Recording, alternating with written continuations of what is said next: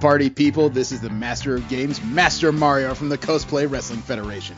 Word is Jeremy, Steve, and Jesse from the Rolling 20s will be all over Great American Comic-Con hosting panels with John Romita Jr., Joe Rubenstein, Bob Layton, and a whole lot of other special guests.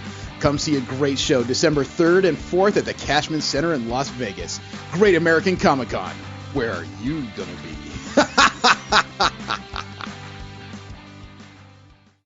Nagisa, are you alright? You look like you just sprinted a mile. Stunning deduction, Sherlock. Did the tracksuit and sneakers give it away? Or were you and Wetson here previously informed of my activities? I get it, Wetson. I like water. Wet. Shut up! There he is! Hey, cutie. These are the people I'm around a lot. Where is Fred? I don't know about that. Greetings. My name is... By the darkest sun that casts its menacing rays on the furthest madness, we sense your intentions. Rei Ryukazaki. Is anyone else currently seeing this? The gibbering of mad cultists whisper wicked words in the temporal winds. Anybody. Any of the two people right next to me. They inform us that you are not to be trusted. Usurper. Usurper. Right, so...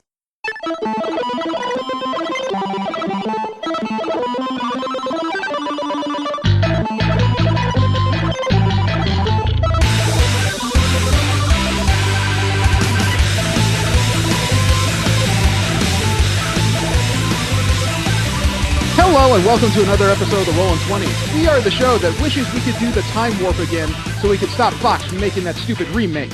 I am Jeremy. Steve. And Jesse. Remember, you can subscribe to this show and several others in the MSP library at missionstarpodcast.com. You can like us on Facebook, subscribe to us on iTunes, Stitcher, and on Tumblr. Follow us on Twitter at the Rolling 20s. You can send us any fan mail, suggestions for the show, or hate mail at mspfreight@yahoo.com. The music you heard at the beginning of the show is by Machina Supremacy. You can find more of their discography for free download at machinaesupremacy.com, as well as their latest couple of albums on Amazon.com. The clip you heard is by Octopimp. It's called 50% Off Episode 10, Usurper. You can find more of his videos on YouTube under his channel of Octopimp. What's the word? Which remake are you talking about? The Rocky Horror Picture Show. Oh. I thought that was this a movie. That was recent, and it was awful. You know, I'm not a fan of the original Rocky Horror, but my wife is, so I will sit down and, you know, I try to sit down and just say, don't judge, don't judge. And 15 minutes in, okay, I'm judging a lot. This is not cool. So really? it was pretty awful. I find it strange I was enjoying the Lethal Weapon series that they have coming out right there. But not MacGyver. Okay, well, drugs are bad. How about you, Steve? Oh, work really kicks my butt this week. Yeah? Cage fighting sucks? It's been a year since I've actually had to be out on the floor, and yeah, my feet look like sausages at the moment. There's an image. Yeah, that's wonderful. Actually, I just got word from my day job that I am A-OK for Kamikaze, Great American Comic-Con, and Disneyland at the end of the year. Nice. Fun. So everything is all set to go. The rooms are rented, and, you know, is what it is. I'm going to be a broke mother. So, welcome to the club. Yeah. But, I mean, Great American's going to be a trip now that Neil Adams is coming out there, man. I'm still struggling with what to say to the guy. I may not be a Superman fan, but there is no way I'm going to sit there and say, you know, you work on a character that stinks. Wouldn't that be a great way to start a panel? Yeah. You asked, we know that is Great American. Damn. Yeah, there will be a whole bunch of people saying, I went to Great American Comic-Con and the host was stabbed in the eye by Neil Adams. It was so awesome. Pictures or it didn't happen. Oh, it'll be all over the internet. So how's that eye patch doing for you, Jeremy? Well, it's just fine. My pirate cosplay is coming right along. Oh, I was going to say your, God, yeah, I can, Nick Fury? I can barely think. Yes, Nick Fury. There we go. Oh, come on, dude. Go old school. Say Sentinel. Frick, man. The subject of this week is Luke Cage, episodes 1 through 3 of the Netflix series that was put out as of September 30th of this year. We'll get to that after we get through the news of the week, and we always start with Marvel Media News. It's where we talk about Marvel properties that are going to end up in movies, television shows, internet shows, books, and everything else but the comic book pages. And the first story has to be one of the quieter things that came out this week. I know it sounds odd that this was quiet, but there was a lot that happened this week as far as Marvel went. You'll understand when you see the subjects of the show. The first poster and teaser for Guardians of the Galaxy Volume 2 dropped this past Tuesday. Mm-hmm. Oh, no, sorry. Thursday. Dropped Thursday. And the internet went insane for about 10 minutes. Show us. Now. Oh, you don't want me to just sit here and describe it to you? Because that makes more interesting conversation. No, seriously, show me the picture. You know, I do appreciate a few manners here. I understand we're a bunch of old men, but still, we don't want to act like Trumps. Please? Thank you. Here's the image of the first poster that involves both new and old characters. Actually, they're all old characters. I should say new and old Guardians. You're looking at the entirety of the cast in one image there, complete with Yondu and Nebula off to the left side. Mm-hmm.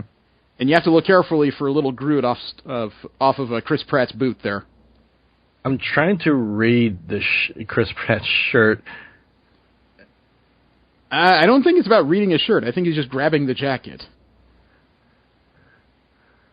And I'm sure you meant read his shirt, not raid his shirt. You sound like a rabid fangirl when you say, I'm going to raid that shirt. I do like the title of the poster, Guardians of the Galaxy Volume 2. Obviously. You know, that's the moment where you know that the writers just don't give a care anymore about what you think. They're having too much fun. So you want to see the video they put out this week? Sure. Already But have, I'd love to why see not? it again. All right. Well, I sent the video. And already the soundtrack starts. Mm-hmm. Spacesuits for emergency or for fun. You can hear in the background there a little snippet of the side of Gamora's head. I don't know where Star-Lord is standing there, but it looks intimidating. Mm-hmm. Somewhere inside his dad. Oh god, I hope not. Look at all those bodies. Yondu killed all of them. That was all Yondu by himself. Yeah. There's Ravagers. The galaxy won't save itself. There are two types of beings in the universe. Those who dance and those who do not. I was so sure he was going to say those who live and those Hang on. who are dead. I am a dancer, Gamora is not. You just need to find a woman who is pathetic. Like you. Thanks. Wow. Do you need a hug? No, I do not. Well, you're getting one. I thought I said no. You're welcome. A hug. Just wait. It says coming soon, but that's not the last scene of the trailer. Yep. Look at this pair of cuddly faces through that bullet hole. Is he wearing... He looks like he's wearing a little mini Star-Lord jacket. He's wearing a Ravager suit. The Ravagers apparently capture them in the early part of the movie and decide that Groot is too cute to kill. They have a rule. If it's so cute, you can't kill it. Look at Yondu's troll collection. No, that's just Yondu being weird. The Ravagers themselves will not kill cute things, so they just made him into a pet, as they put it. Oh, Rocket Raccoon's screwed then. Yeah, he's not cute enough. He was a prisoner. But there was another video that was released this week via Disney Movie Surfers. It's a new promo for Doctor Strange. Now, that doesn't matter a whole lot considering the movie is literally 2 weeks away from release. I think they've released just about everything they were going to by now. Except, a lot of eagle-eyed people, when they watched this particular clip, and it's going to be narrated by Movie Surfers, they noticed another Marvel object in it that leads to another series. What? You want to see what this is? Like I'm going to tell you outright. I sent the video. Movie Surfers goes behind the scenes of the Movie latest Marvel Surfers. movie, Doctor Strange. And we Movie Surfers does not represent anybody on this show. So the name, Doctor Strange, is that a real name, a superhero name? Oh, it's his name. Doctor. Cumberbatch already looks like he's tired of these questions. He's this extremely brilliant neurosurgeon, and he goes on a quest. That's where he meets the ancient. He goes on a quest, fights the dragon. And he comes back and saves the girl, who throws him into the astral plane, I guess. The realms of imagination and dimensions that we can't even dream possible. Look at that imagery. That's what I saw during the 15-minute preview. And he starts to Imagine that on 3D IMAX, man. It was tripping me the frick What is out. the sling ring? How do you use it? The sling ring helps him to form a gateway to different places. Yeah. Right, there we go. So you do this, and there you go. Okay, this is what he did during Jimmy Kimmel that sent that kid to hell. You see it now? Yeah. Right, and through there is your mum's living room. Wow. It's a bit embarrassing. I'm gonna Close clean that up right later. now. Don't worry about that. What is Doctor Strange fighting against? He's fighting forces outside of our That own flame whip. dimension, protecting the world as we know it. We don't seek to rule this world. This movie is just Man, that reality warping stuff. Which one would you want on your side if you were going to take on the world? So I'd say the Cloak of Levitation. It's amazing. It's got a personality of its own. Stop. I didn't know the cloak was sentient at all. It's the beginning of a beautiful I think they talked How does about it feel to that be at part of the Marvel universe? one I just point. can't wait to see how Strange mixes. Possibly, but I'm still not a regular reader of Strange comics. Yeah. No, it was the Guys can go see Marvel's Doctor What If Strange Wolverine when it hits became Lord of the theaters November Vampires 4th. thing. Rated PG-13. Ah, okay. Contains scenes that may be too intense for younger viewers. All right, now that the video is over, did you see the object in there I was alluding to that leads to another potential Marvel series? No. Okay, the woman that you saw in there, the Asian woman, held up a golden staff that reformed itself into a giant ring at the top. Oh God. That, some Marvel eagle-eyed fans noted that is the staff of one carried by Nico Minoru of the Runaways. That's as soon as you mentioned this, I was like, oh wait, that's her staff. Yep. And it's no secret now that Hulu has signed the Runaways to become an original series on their streaming service. So I wouldn't draw a direct connection necessarily, but there it is. That could have been Nico's mother holding up that staff. One of the members of the Order, the supervillain crew from Los Angeles. Huh. Further on in Marvel media news, the director of Thor Ragnarok, Taika Waititi, took to Reddit for a Q&A session, and he revealed some stuff that is both interesting yet a little bit frightening. Okay. There was one person who asked him if Thor Ragnarok would be the Captain America Winter Soldier of Marvel's Phase 3. And the person that asked this even joked that he has yet to see Winter Soldier for some reason, so I don't know how he came up with this particular question. But Waititi said that one of his favorite films that Marvel's done is Guardians of the Galaxy, and he did say he made an effort to ignore the fact that there are other Thor films. In other words, he made an effort to ignore the other Thor films. In other words, he's trying to create something entirely of his vision. He's not trying to be beholden to the other movies as far as artistic feel. Which, it's a good concept. However, I have a feeling that there was this man behind him named Kevin Feige with a bullwhip, and I doubt he got very far in that nature. Waititi also said that he wanted to bring in Roman Day, John C. Reilly's character from Guardians of the Galaxy, but he couldn't find a way to pull it off. He did say that one of the guest stars in the film, a.k.a. Mark Ruffalo, a.k.a. Bruce Banner, a.k.a. He Who Will Stomp the World, he would steal the show, as he put it. Doesn't he always? Yeah. Especially when he's not the title character? Well, Waititi also said he used new camera technology never been used before in a Marvel movie that required a bunch of, quote, scientists and mathematicians, or nerds, to figure it out, unquote. He also said that the the title theme we've seen for Thor Ragnarok seems a lot like an 80s arcade. He said that was very purposeful because he's been influenced by fantasy art of the 70s and 80s for the film's visual feel. Ooh. That's an interesting concept. Yeah. I don't quite know how that's going to translate into a film. Have to wait and see on that point. Yeah. The working title for the Black Panther film has been revealed. According to ScreenRant.com, the full title of the movie will be Black Panther Motherland. That's not going to tell us anything because we already know that this film is pretty firmly entrenched in Wakanda as the scenic backdrop. Mm-hmm. Mm-hmm. So it only confirms things that we already have a pretty good idea of. It's nice to have confirmation, but still, not exactly a whole lot of new info there. Tom Holland may have said too much. Oh? Yes, we all know that Tom Holland is the most recent Peter Parker. He was there at Captain America Civil War as Spider-Man. Mm-hmm. I believe filming for Spider-Man Homecoming is already wrapped. And then Holland was talking to WWD, and this may be enough for Kevin Feige to find him, tie him up, and not allow him to see sunlight for about the next 8 months. He said, quote, "My next project, I can't tell you about, but we just finished Spider-Man, and we're talking about the second one and who the villain is going to be and where we're going," unquote. He just revealed that they're already working on the next film. Surprise! Yeah. Spider-Man Homecoming is currently due out in theaters July 7th, 2017. God, that's going to come up pretty fast here. Yeah, aren't you going to be at LA at that time? Me? Yeah. That should be the day after I'm done with Anime Expo next year. Oh, okay. So, wouldn't that be fun? Do 6 days of hard stomping around Los Angeles, go to work, and immediately that evening head on out and check out Spider-Man. That'll be a great week. Jessica Jones Season 2. Some new news has come out about that. Not about release date and not specifically about story. It was just revealed by the showrunner and executive producer, Melissa Rosenberg, that the second season of Jessica Jones will be entirely directed by women. Okay.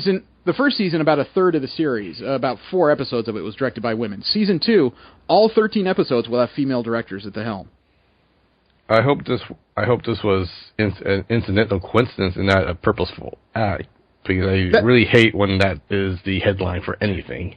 That's my only question, is that I hope that all these people were hired on merit, not because there is a strong sense of a need for women to be shoved into particular roles. All I want is a quality show. I don't care who's behind the camera, as long as the show is good. Yes. You know, I'm more interested to find out after I like a show who directed it, because then I'll be more interested in following their careers, not simply because they're a particular type of person.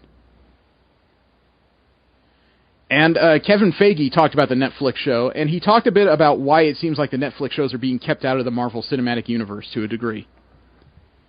He said, quote, "I think it's extremely impressive what Netflix has done, and it will be the same answer I always give, which is, it all depends on timing. It all depends on how to do it, because I don't think what anybody wants to do is have such important characters show up for 1 second. Black Panther and Spider-Man, to me, are the high bar in Civil War of how you can bring in new characters to something. Vision and Ultron, Wanda and Pietro and Ultron, and it takes a lot of screen time, and it takes a lot of work. Infinity War has a lot of people in it already, so it just depends on how we could figure it out," unquote. It's the same answer that I got from the writer on Agent Carter at Long Beach Comic-Con of the shows. It may not seem like it, but they move much faster than the movies do as far as planning and execution. So it's much easier to stick in cameos in the shows than it is in the movies. Mm-hmm. Yes. You know, goodness knows that timing is important. Could you imagine what would have happened if they actually had like some kind of Jessica Jones cameo in Civil War? It would almost seem passé by that point, given when her show came out and the next season of her show. Yeah. Or let alone even her next appearance late in 2017 in Defenders. That's a timing movie is premium because of how short it is compared to a 13 episode series. Well, the timing is just important overall because you're trying to keep a clean chronology, and it's just difficult because show productions move faster than movie productions, let alone, it seems like even though they're filming more story, that filming is completed in a much shorter amount of time. You know, you have different production budgets, different needs, different locations, so everything happens at a different clip. So it all comes down to the same problems. It's just sometimes people need to shut up and enjoy the good stuff that is happening instead of demanding everything else happen. Now, this is a story that started just last week. Apparently for Deadpool 2, there's a short list of actors that they would like to play Domino. Actresses? I say actors because I'm using a generalistic term. Gotcha. Okay. Fox is auditioning or will soon audition the following people to play Domino: Mary Elizabeth Winstead, Lizzie Kaplan, Sienna Miller, Sophia Boutella, Stephanie Sigmund, and Sylvia Hoeks. Collider also added additional names later on in the story, including Mackenzie Davis, Ruby Rose, and Eve Houston, and Kelly Rohrbach. I'm unfamiliar with any of those names. Yeah. Mary Elizabeth Winstead was in Scott Pilgrim vs. the World. Lizzie Kaplan has been one of the stars in Masters of Sex. Sienna Miller was the Baroness in the first G.I. Joe movie. Ooh. Oh, okay. Sophia Boutella was the handicapped henchman in Kingsman: The Secret Service. Haven't seen that. Stephanie Sigmund recently co-starred in the Netflix series Narcos. Sylvia Hoeks she's relatively new. She's only been in Overspell and the next Blade Runner movie, Blade Runner 2049. Mackenzie Davis is the tall, leggy, and short-haired blonde woman in *Halt and Catch Fire*. Ruby Rose is in Orange is the New Black. Eve Houston's been in The Nick, and Kelly Rohrbach was recently on Baywatch. Baywatch is still going? There's a movie. They're making... Okay. Okay. Not making, made. Yeah. Oh, the old one. No. The movie's filmed, it's just, it hasn't been released yet. Dwayne Johnson's already finished with his parts. Oh, right. Okay, now I remember. I still am drawing a blank. You guys got to keep up here. Deadpool 2, though, although they're working on Domino, they have another role they need to fill for the movie. The director. Oh. Tim Miller has quit the project. Really? Yes. He and Fox are citing creative differences as the reason why he left. According to The Wrap, Tim Miller is leaving because he had stylistic problems between himself and Ryan Reynolds. Really? Yeah, Reynolds is a producer on both films, and Reynolds apparently wanted to keep the film as a raunchy, fourth-wall-breaking comedy approach that made the first one a success. Miller wanted the second film to be more stylized. So there was apparently some serious issues behind the scenes as to how both Miller and Reynolds wanted the next film to be. And Miller decided to exit, and he was jumping into another Fox project called Influx, based on a David Suarez novel. The problem is I can't tell who's right in that situation. Yeah. Because Deadpool, to me, yes, it was a success, and it was fun. But it's a lot like The Hangover. I think it succeeded because a lot of people didn't quite know what to expect from the film when they went to the theater, and it took a lot of us by surprise.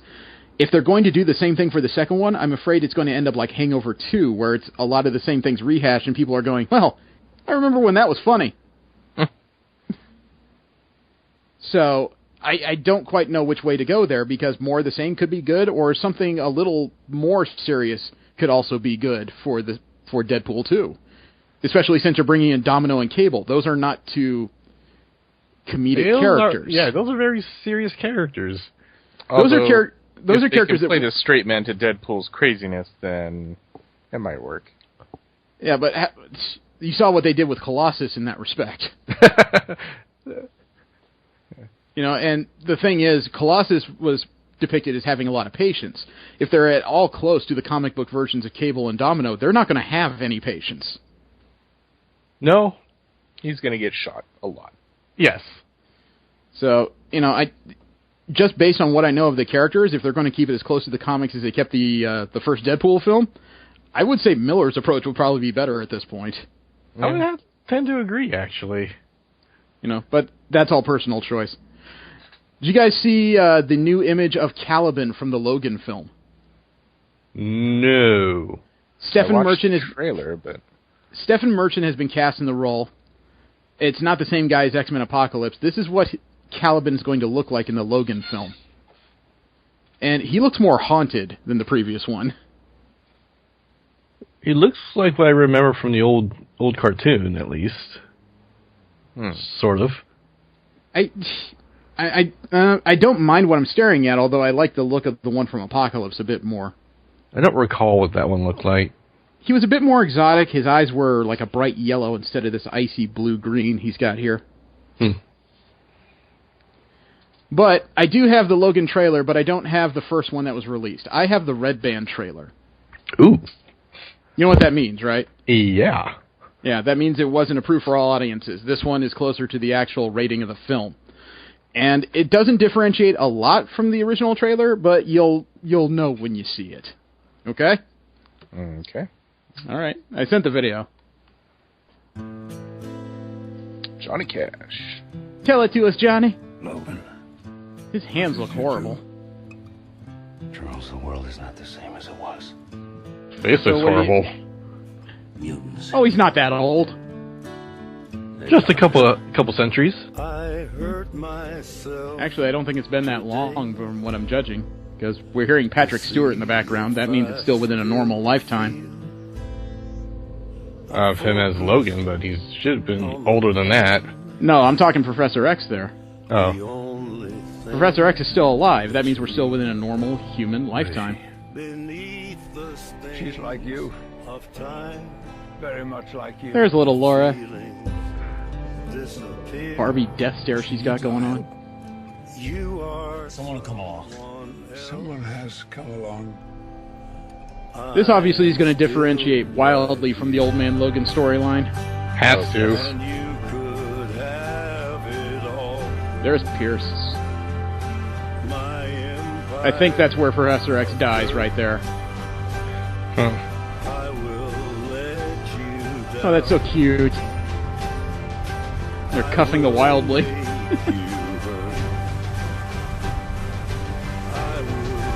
Looks like she's going feral on a few people. Yep. Oh, there it is. Oh, yeah. Mind if I pick your brain for a sec? Logan, you still have time.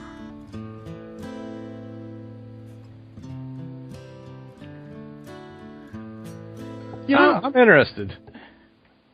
Now that the trailer's come out, I'm less interested than I was before. Really? Yeah. I realized the Old Man Logan storyline was never exactly a superhero adventure. It was a survivalist tale. But I would have been happier, I guess, going with something a little bit different. This is the Old Man Logan story, but with a lot of the characters and circumstances just shifted out because of copyright concerns. You know, obviously they can't use the Spider-Man imagery they had. Cage, the Kingpin, and Doom is ruling different parts of America. Oh, and the Hulk, obviously. Yeah. They can't use Hawkeye as his traveling companion, which was probably one of the coolest things about the series, Blind Hawkeye. I don't know. I guess I just need something more original from the movie studios. Because it is about the same story. He's trying to protect a package he doesn't quite understand and get it away from people who are hunting him. It's just, now it's not Hulks. Now it's cyborgs. Yeah, I didn't actually read The Old Man Logan, so yeah. It just stylistically wasn't quite what I was looking for either. So like I said, I'm actually interested in watching it. We'll see what time will tell later. Yep. Last up in Marvel media news, would you like to meet Marvel superheroes on a cruise ship? Is this similar to meeting Star Trek characters on a cruise ship? Actually, it is. Disney is now offering a one-day Marvel Day at Sea cruise trip, departing from New York City next October, 2017. According to the press release, quote, unleash the hero within and experience the thrills of the Marvel Universe during a day-long extravaganza where family fun rules. Join some of your favorite Marvel superheroes and villains from the Avengers and Guardians of the Galaxy, as well as Spider-Man, for one epic day filled with one-of-a-kind entertainment, unforgettable meet and greets, and special offerings you won't find anywhere else, unquote. Supposedly, these Marvel Day at Sea cruises will include deck parties, fireworks, photo ops, movie marathons, and other games and activities. No word on what the pricing of this could be. Expensive. You know, I'm sure about that. It's a little bit too sad that there's only one way to get on this boat, and that's in New York. Although, considering that's the center of the Marvel Universe, I guess I'm complaining a bit too much. You know, it's an interesting idea. I would see it as more interesting for my kids than for myself. Because as much as I like seeing people, the idea of photo ops just scares the hell out of me. I'm not a fan of having my picture taken. I don't know, would you enjoy a day on the sea where Spider-Man yells at the top of his lungs, I'm on a boat? I kind of pictured Deadpool doing that more than Spider-Man, but since they got Spider-Man, yeah. It sounds like a fun way to spend a day, but God, that would... I'm not sure, maybe I'd rather pay for the $5 churros in the park. Yeah, I might have the similar experience to ordering the $5 churros, depending on if my motion sickness from being on boats kicks in, but given that it's not a boat and it's more of a ship, that maybe I'd be okay. I don't know. Yeah, somebody's following Steve around the boat. Look, here's Fing Fang Foom Pheromone. No, that's not what that is. Now we've got DC media news. We talk about the other major company and their multimedia properties coming to screens near you. James Wan, the director of the Aquaman film. He has decided to describe his film a bit more to Entertainment Tonight, and talking to him is a lot like talking to Waika Tahiti. It sounds interesting, but a little bit concerning.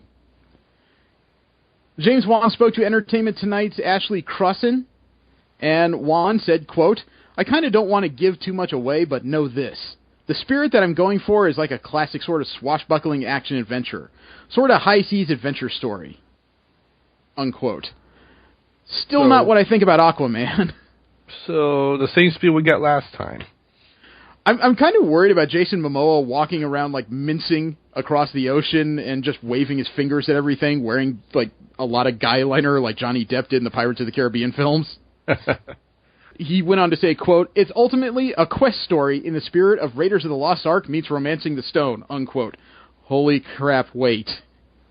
Because I realize those two are of similar nature narratively, but as far as actual feel, those are two very different films, sir.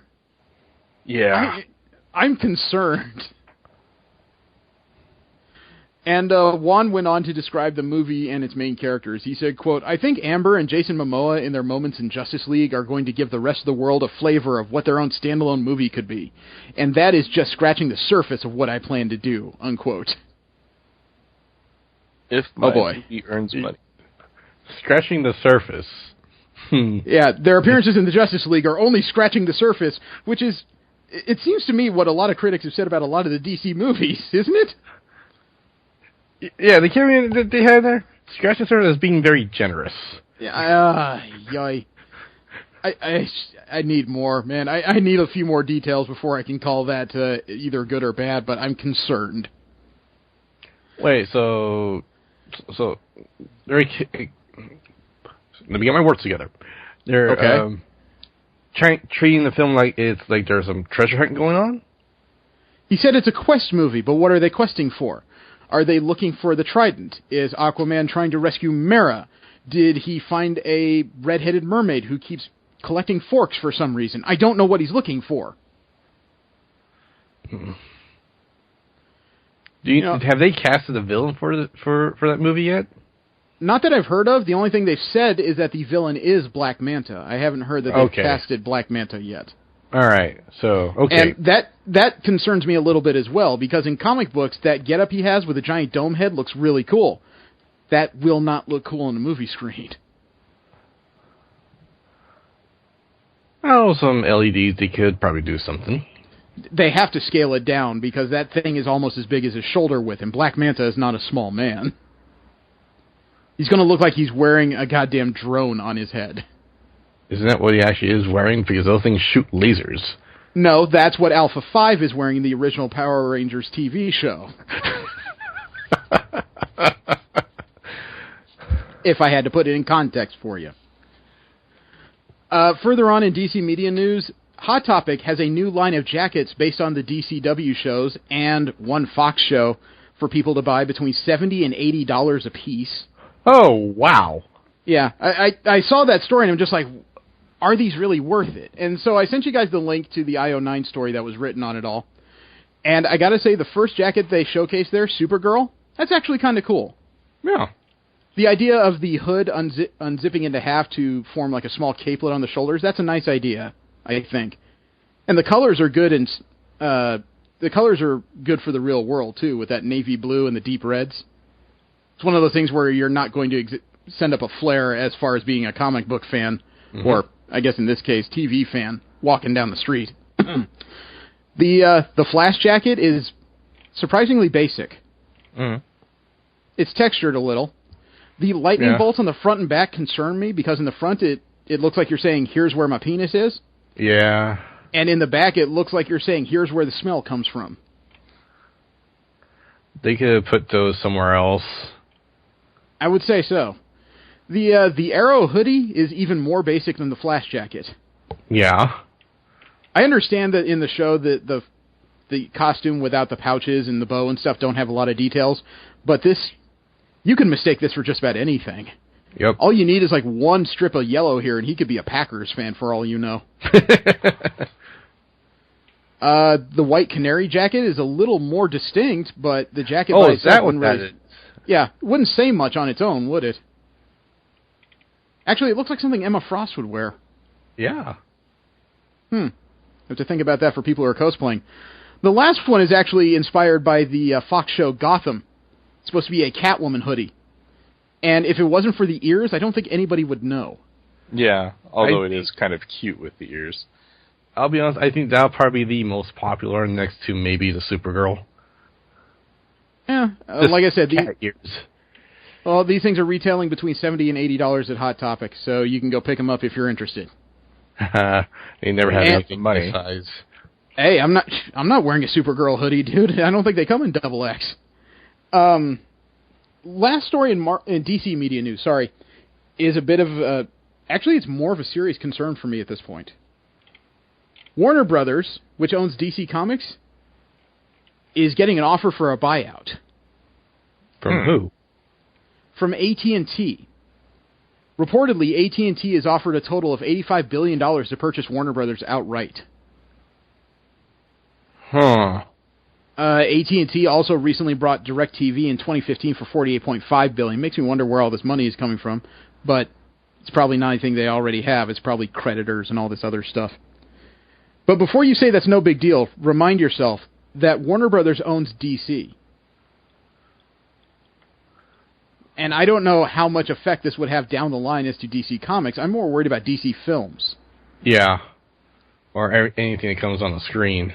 Well, let me put it this way. Do you know what Warner Brothers owns? They own DC Entertainment. They own CNN. They own TNT. And they own HBO. Huh. These are all entertainment venues that could be affected by this buyout. And if you think that $85 billion sounds like too much, just remember that currently Time Warner shares of stock are trading at about $93.25, and the offer by AT&T offers to pay $110 each for those shares. So they're paying a 15% premium per share.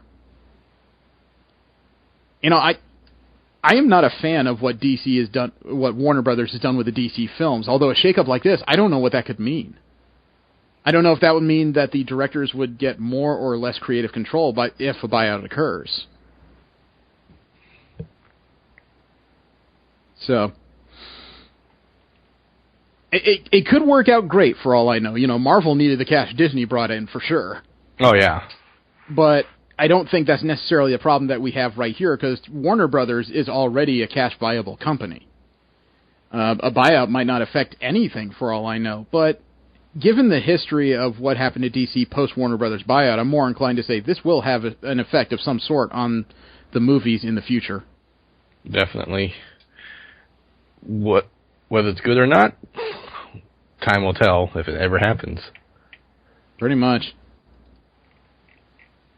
Now we have general media news. We will talk about nerdy properties coming to multimedia that are not Marvel or DC related. A new trailer dropped this past week for the Assassin's Creed film. And I remember how we reacted to the first one. We were just kind of, need more information than that. And a better song. Definitely. Yeah. And, some issues with the physics. Yeah. The new trailer has dropped this week, and I watched it preemptively, although I would like to rewatch it with you guys just to see if I missed anything. How does that sound? Okay. Here comes 2.5 minutes of goodness, because I sent the video. Approved for appropriate audiences. Regency Films and Ubisoft. Show us something. I understand it's your birthday. Agent Smith? The party's just getting started.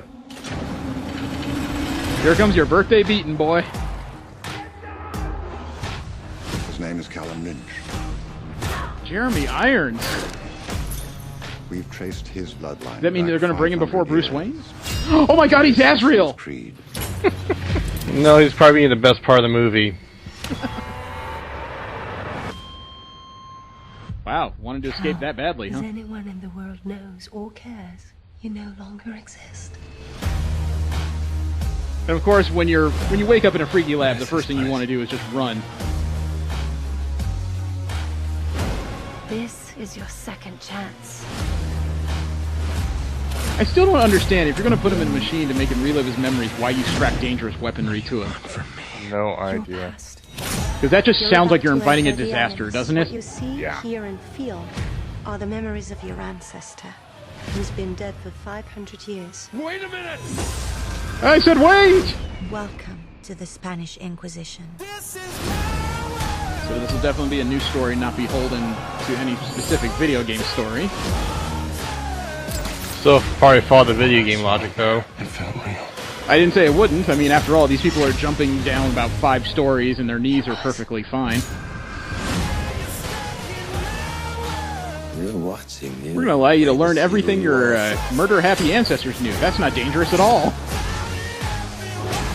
Yeah, I mean, that's the thing, is like, okay, you just got this guy that's supposedly so dangerous and all this other stuff. Yep, there and it you're is. basically training them to be assassins.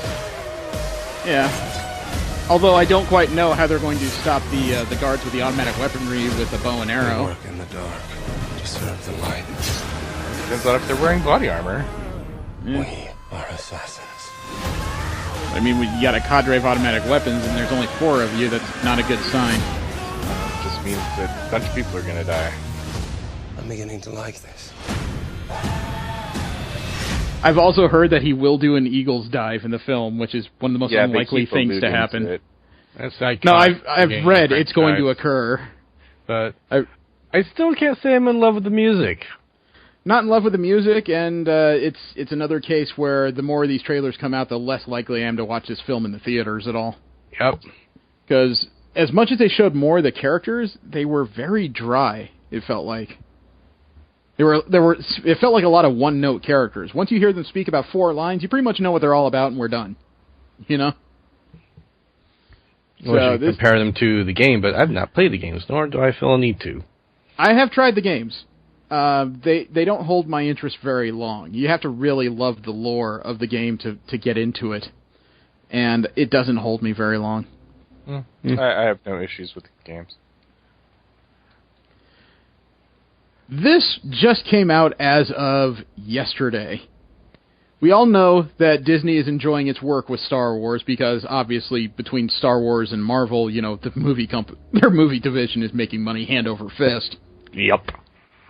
Well, we all know that they've cast recently a young Han Solo for their Han Solo prequel film, right? Mm-hmm. Yep. We weren't sure what else was going to be in that movie. We know late in the movie he's going to meet Chewbacca, but it turns out in this movie, Han Solo is already going to have a best friend. Donald Glover has been cast as young Lando Calrissian in the film. Man, Donald Glover's getting a heap of nerd cred lately between his roles in The Martian, his upcoming turn as the animated Miles Morales, and now this. He's got to be just loving life. You know, what do you think of Donald Glover as the smoothest man in the galaxy? He's going to get slapped a lot. You know, I mean, in film, but yeah. I'm actually cool with his casting. That's a really good that's a really good actor in a good role, I think. Joss Whedon, though, would also like to get involved in Star Wars. He had an interview with... Oh, that's the thing. He had an interview with Collider, and he said, quote, I mean, it's a fun thing to do, to put yourself in service of something, and if you think you can add an interpretation, it's no different than any other storytelling. There are some times when you get micromanaged to death, but with Marvel, they let me make 2 movies that were very much mine. So do I want to make James Bond movies? Yeah. Anne Hathaway does Catwoman again? Sure, I'm in. Do I want to make a Star Wars movie? Yeah, I was like, I don't want to make a Star Wars movie. Like, God damn it, why? But I saw the trailer for Rogue One a while ago, and I was like, I want to do that. To make a Star Wars movie and not be wed to the bigger picture, unquote. What would you think of Joss Whedon directing a Star Wars film? Because me, man, you couldn't take my money fast enough. That would be especially since they're not, forcing them into the continuity of just the main storyline. You could do all kinds of other fun things. So, well, he's addressing, and it sounds like Rogue One is addressing the kind of issues I had with the main story of Star Wars itself. It's like every movie that comes out has something to do with the Empire and the Rebellion. It feels like there's really no unaligned planets left in the universe by the way they're talking. And he wants to make a story outside that narrative. He could do something for the Mandalorians. Easy. That would be awesome. Yeah, they'd have to go way back in time, though. So yeah, I'm just saying, because Boba Fett is, at that point in time, is the last remaining Mandalorian, so they could probably pick up the flag after the prequel trilogy. Or that's when Disney actually adds more Mandalorians to the story. He's the last known Mandalorian. It's not like there couldn't be a few more out there. Oh, wasn't it a planet in that? Yeah, Mandalore. Yeah. Yeah. But remember, there were plenty of Alderaans left until one inept Imperial officer decided to shoot them as a matter of recourse for some reason.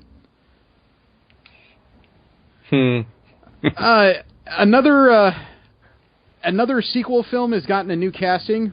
We talked before that there is a Mary Poppins sequel coming out in the near future.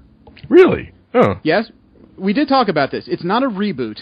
They're making a sequel where Mary Poppins has returned to take care of Michael Banks' children. Michael Banks was the son in the original film. Mm-hmm. So, obviously, it's none of the same actors. Dick Van Dyke he's not going to be that chimney sweep again. That's not happening.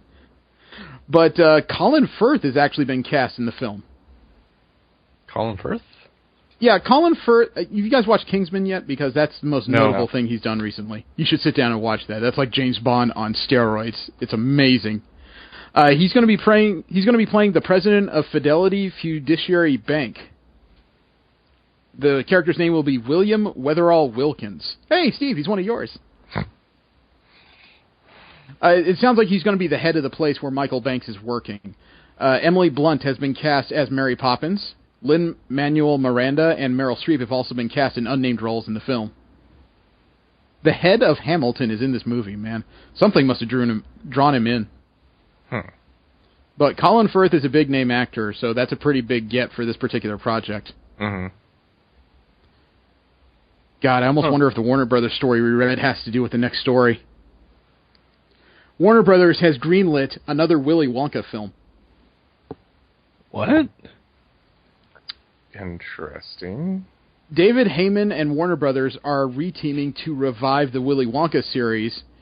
They've acquired the rights from the Roald Dahl estate, the writer of Willy Wonka, and they want to make a prequel Willy Wonka film of some sort. His early adventures before he actually had a major candy empire. And I guess the only question I have is, why? Yeah.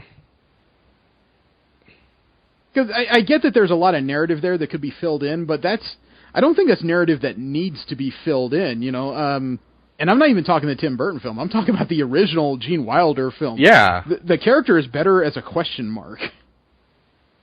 As a complete mystery. I have a feeling if you did this while Wilder was alive, I could only imagine what Twitter would say. Considering that Wilder hated the original, Well, he hated about it when he heard it. He softened a lot when he saw it. When he saw it, he didn't think it was that bad, actually.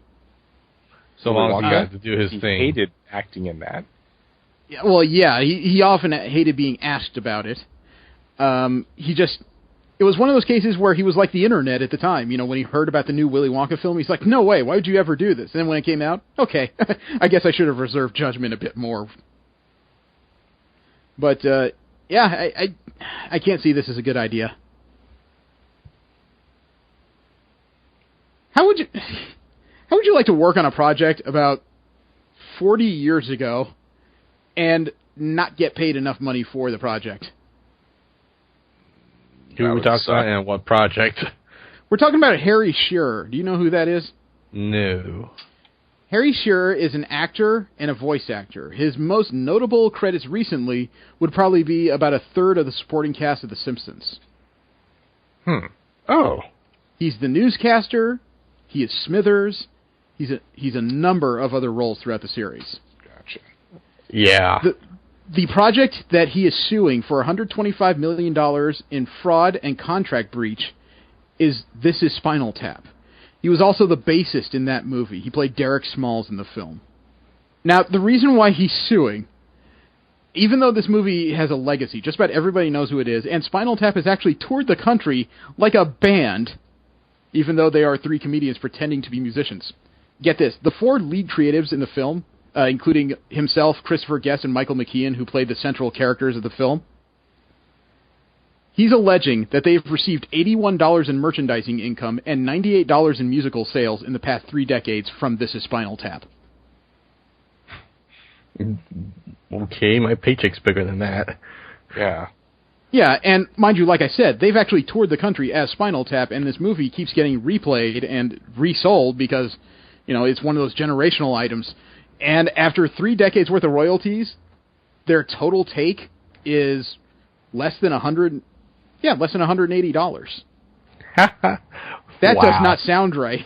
No, someone's getting screwed. According to the complaint that Shearer filed, the original 1982 production agreement called for Shearer, McKean, Guest, and Rob Reiner, the director of the film, to get 40% of net receipts. Wow. So, obviously something is not right here. I'm not saying he should get $125 million or that the whole of them should get $125 million, but I'm pretty sure they should get more than that from the royalties on this. Mm-hmm. I'm curious to know where that goes, but I have a feeling it's going to be settled out of court and probably sealed, so we'll never find out what the exact details are. I've got 2 stories in general media news that are linked. Do you know what Ludosport is? No. They're opening up their first studio in the U.S. They are a competitive lightsaber training academy. It was started in Milan, Italy by a couple of friends and has grown into an international business, and they have schools all over Europe and Russia. They're going to open a new school in San Francisco. It's going to be the first one in the U.S., opened in the same city that Lucasfilm is located in. Ludosport got the money for the expansion through an Indiegogo campaign, and they want to expand to more cities. Supposedly their schools teach all 7 forms of lightsaber combat while leveling from Padawan to Knight. And it lets you figure out if you want to be a Jedi or a Sith. And you can focus on offensive, defensive, balance, or, just being Darth Maul, I guess.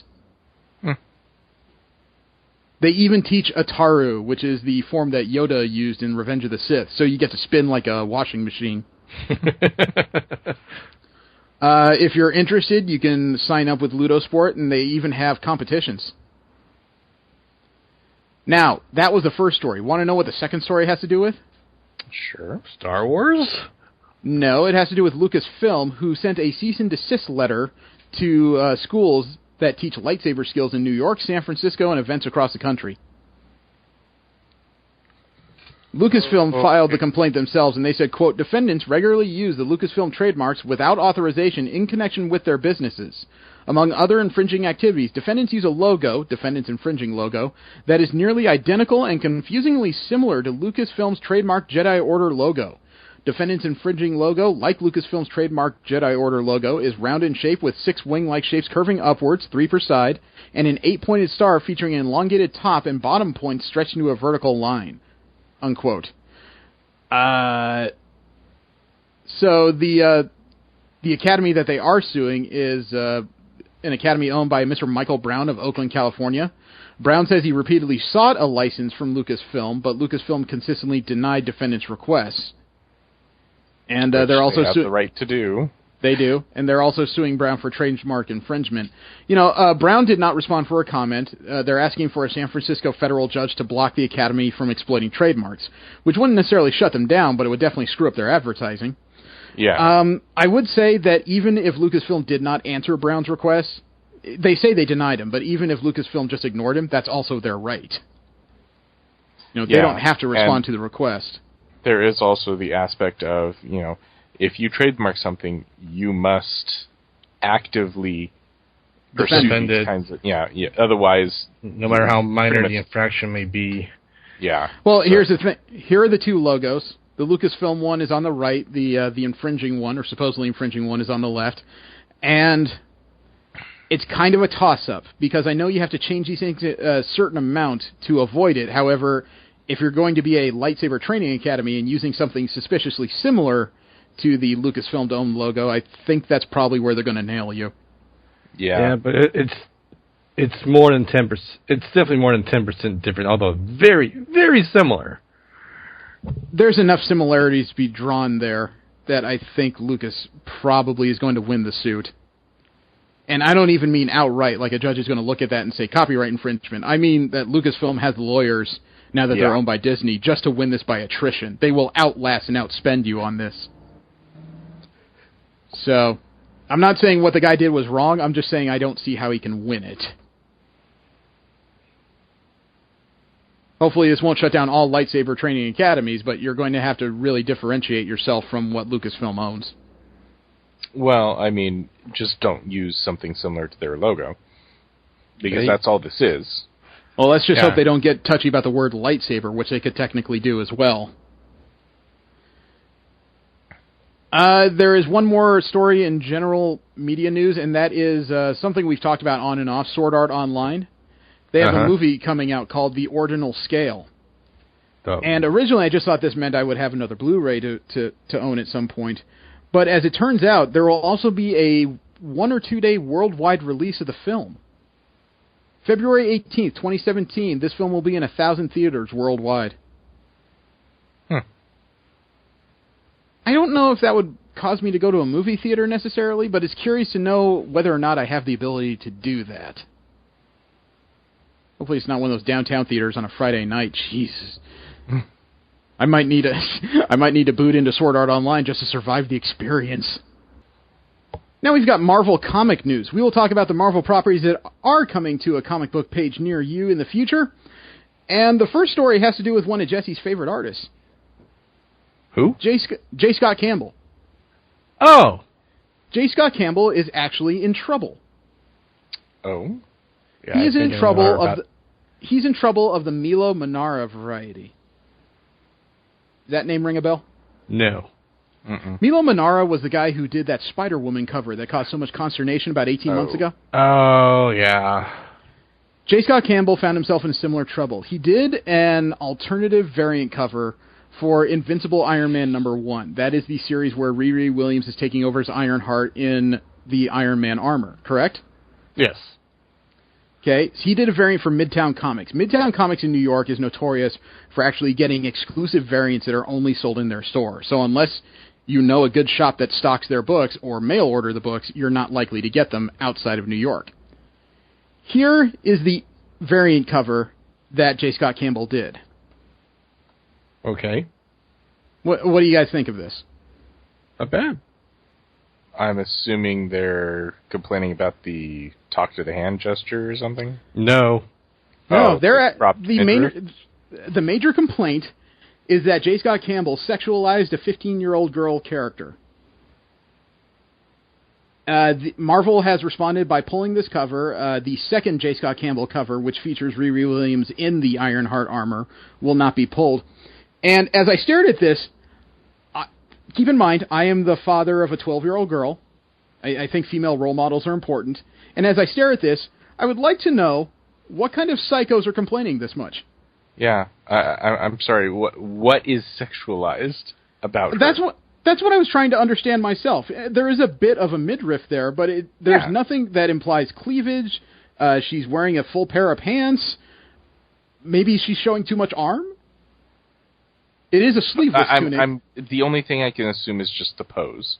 But I don't even see the pose as sexualized. No, I see that as the same kind of attitude that teenagers at local high schools give everybody.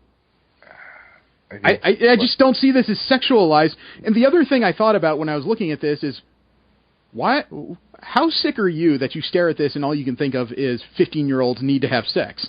Or 15-year-olds you would like to have sex with? Because I look at this and just think, there's a young girl with an Iron Man helmet. Mm-hmm. Now, as I'm looking at this thing, I realize that her spine is doing some weird things, and it's actually longer than it should be. We've discussed that, though. That is a staple of J. Scott Campbell. Yeah. I just don't see anything here that is worthy of complaint or even really pulling this cover. No. Yeah, me either. I mean, the Milo Manara one, the Spider-Woman one, I didn't think that should be pulled either, but I could see I saw the argument. I did understand the argument. This one, I don't get the frickin' argument. Nope. You know, for frick's sake, Psylocke does worse than this.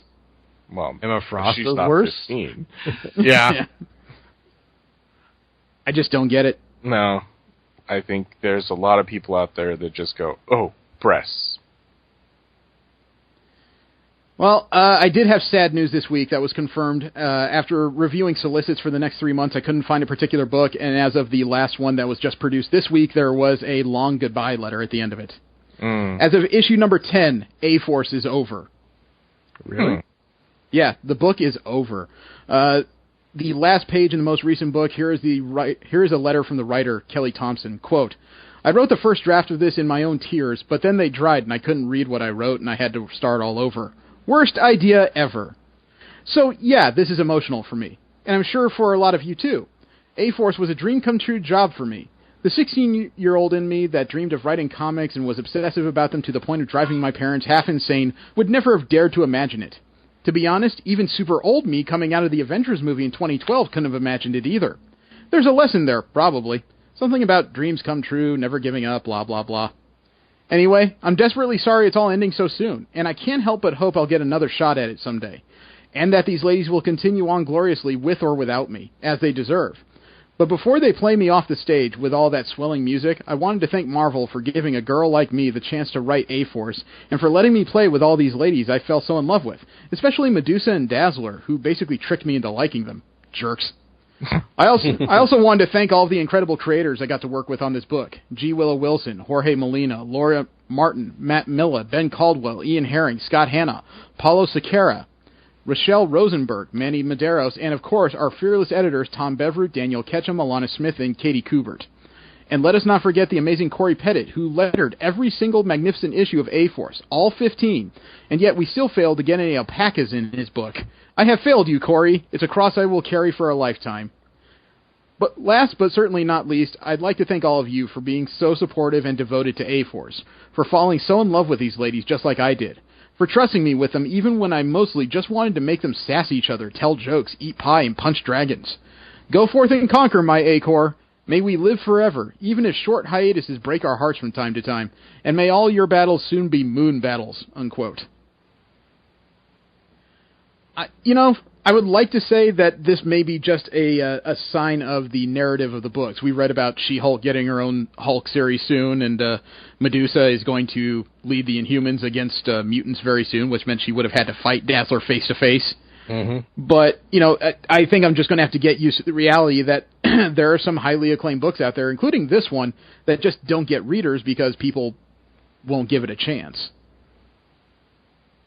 We read the book, and I know the 3 issues we read were just funny as all hell. Yeah. Oh, yeah. I read all 10 issues of this with aplomb, and I was kind of shocked it ended this early.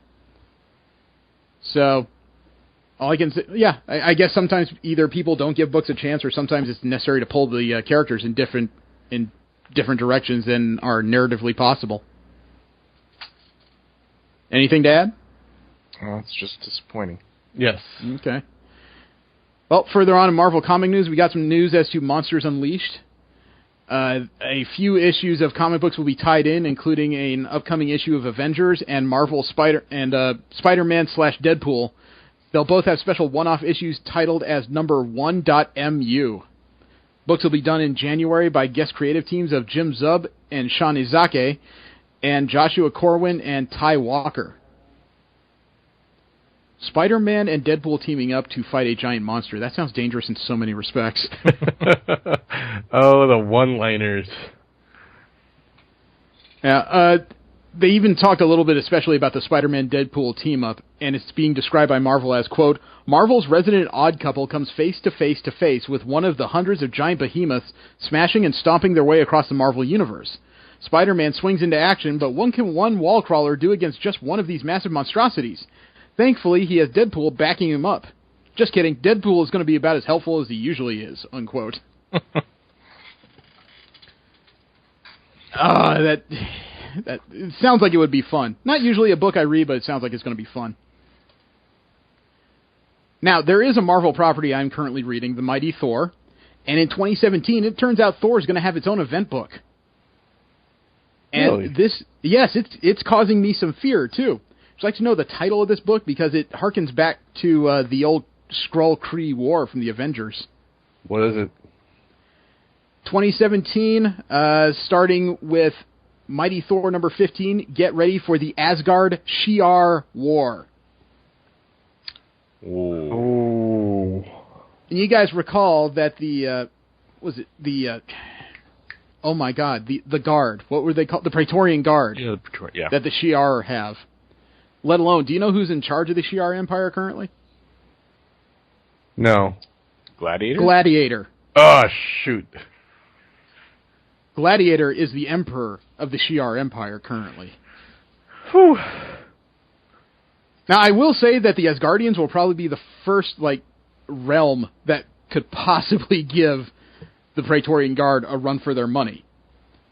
However, as you recall, Asgard is currently Asgardia, floating outside Saturn as a single island nation versus an armada, a literal armada of an alien species. No matter how you slice it, this is going to get ugly. And then all I can think of is Jane Foster as Thor getting ready to fight one-on-one with Gladiator. That's going to cause some devastation. Like Dragon Ball Z levels of devastation. Oh no, I think this will go way beyond Dragon Ball levels of devastation. It'd be Chuck Norris versus Sagara Sato? Close. Close, except I don't think anyone's going to survive this. Segara Sanshiro. There we go.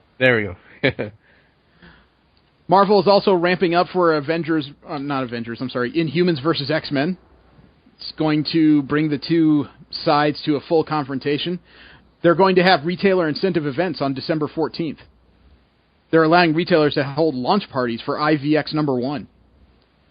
Participating retailers will receive special materials to promote Inhumans versus X-Men, a Lenil Yu lithograph, and a Chip Zdarsky variant cover for the event. Now, I did some digging, and I found out what the story of Inhumans versus X-Men is. The original premise wasn't hard to guess. As we all know, the Terrigen Mist that's creating Inhumans across the world, also, when that cloud comes in contact with mutants, it can sterilize them, it can poison them, or it can give them a disease known as Mpox, which is transmittable from mutants to humans, which is the latest reason why humans hate mutants more than ever. Right? We know that's occurring. That's happened in several Marvel stories so far. The reason for Inhumans versus X-Men, why have the X-Men gone from, okay, we're just going to defend mutants, to, okay, now we need to whoop your ass, or, as I like to think of it, Cyclops was right? The Terrigen Mist, as they circle the world, they are saturating the planet. If the X-Men do not find a way to control or disperse the Terrigen Mist, the planet will soon become inhabitable to mutants. So it's no longer about a defensive posture. Either the Inhumans get rid of those clouds, or the X-Men are going to make them do it. So it's just a we want to live, story. Yeah, but unfortunately that's from both sides, because even though the X-Men are the defensive, if they get rid of those clouds, that means there will be no new Inhumans either. So unless they can find some kind of workable midpoint, one side or the other has to win. It's a curious story. But that actually leads into what we've talked about last week. After Inhumans versus X-Men, there was something called the Resurrection, right? Yeah. And for the better part of a week, I've been trying to understand what that is. Well, there have been announcements all week as to new books that are coming out of the Resurrection. Now, as a reminder, Resurrection is being spelled with an X, and the X in Resurrection is an X-Men symbol. The O has the black bolt lightning bolts in it. Okay? So it sounded like this was some kind of reconciliation, and we kind of joked, this is where Jean Grey comes back, obviously. Turns out it's much more than that, because there will be 7 new series starting in the Resurrection era. The first announcement took me by surprise, because for the first time ever, there have been mini-series, but there has not been an ongoing series titled Iceman. Bobby Drake is getting his own series.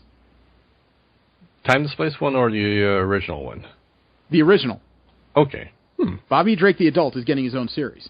The second one, I'm not sure which one it is, because another character for the first time getting their own solo ongoing series is Jean Grey. I'm not sure which one is appearing for this. That was followed up by another announcement of a #1 for a character who has had an ongoing but is getting their own again. Cable is getting a new #1. Okay. The next 2 announcements both took me by surprise. Weapon X is getting an ongoing series. The question is, which Weapon X? Because there's at least 4 of them wandering the globe at this moment.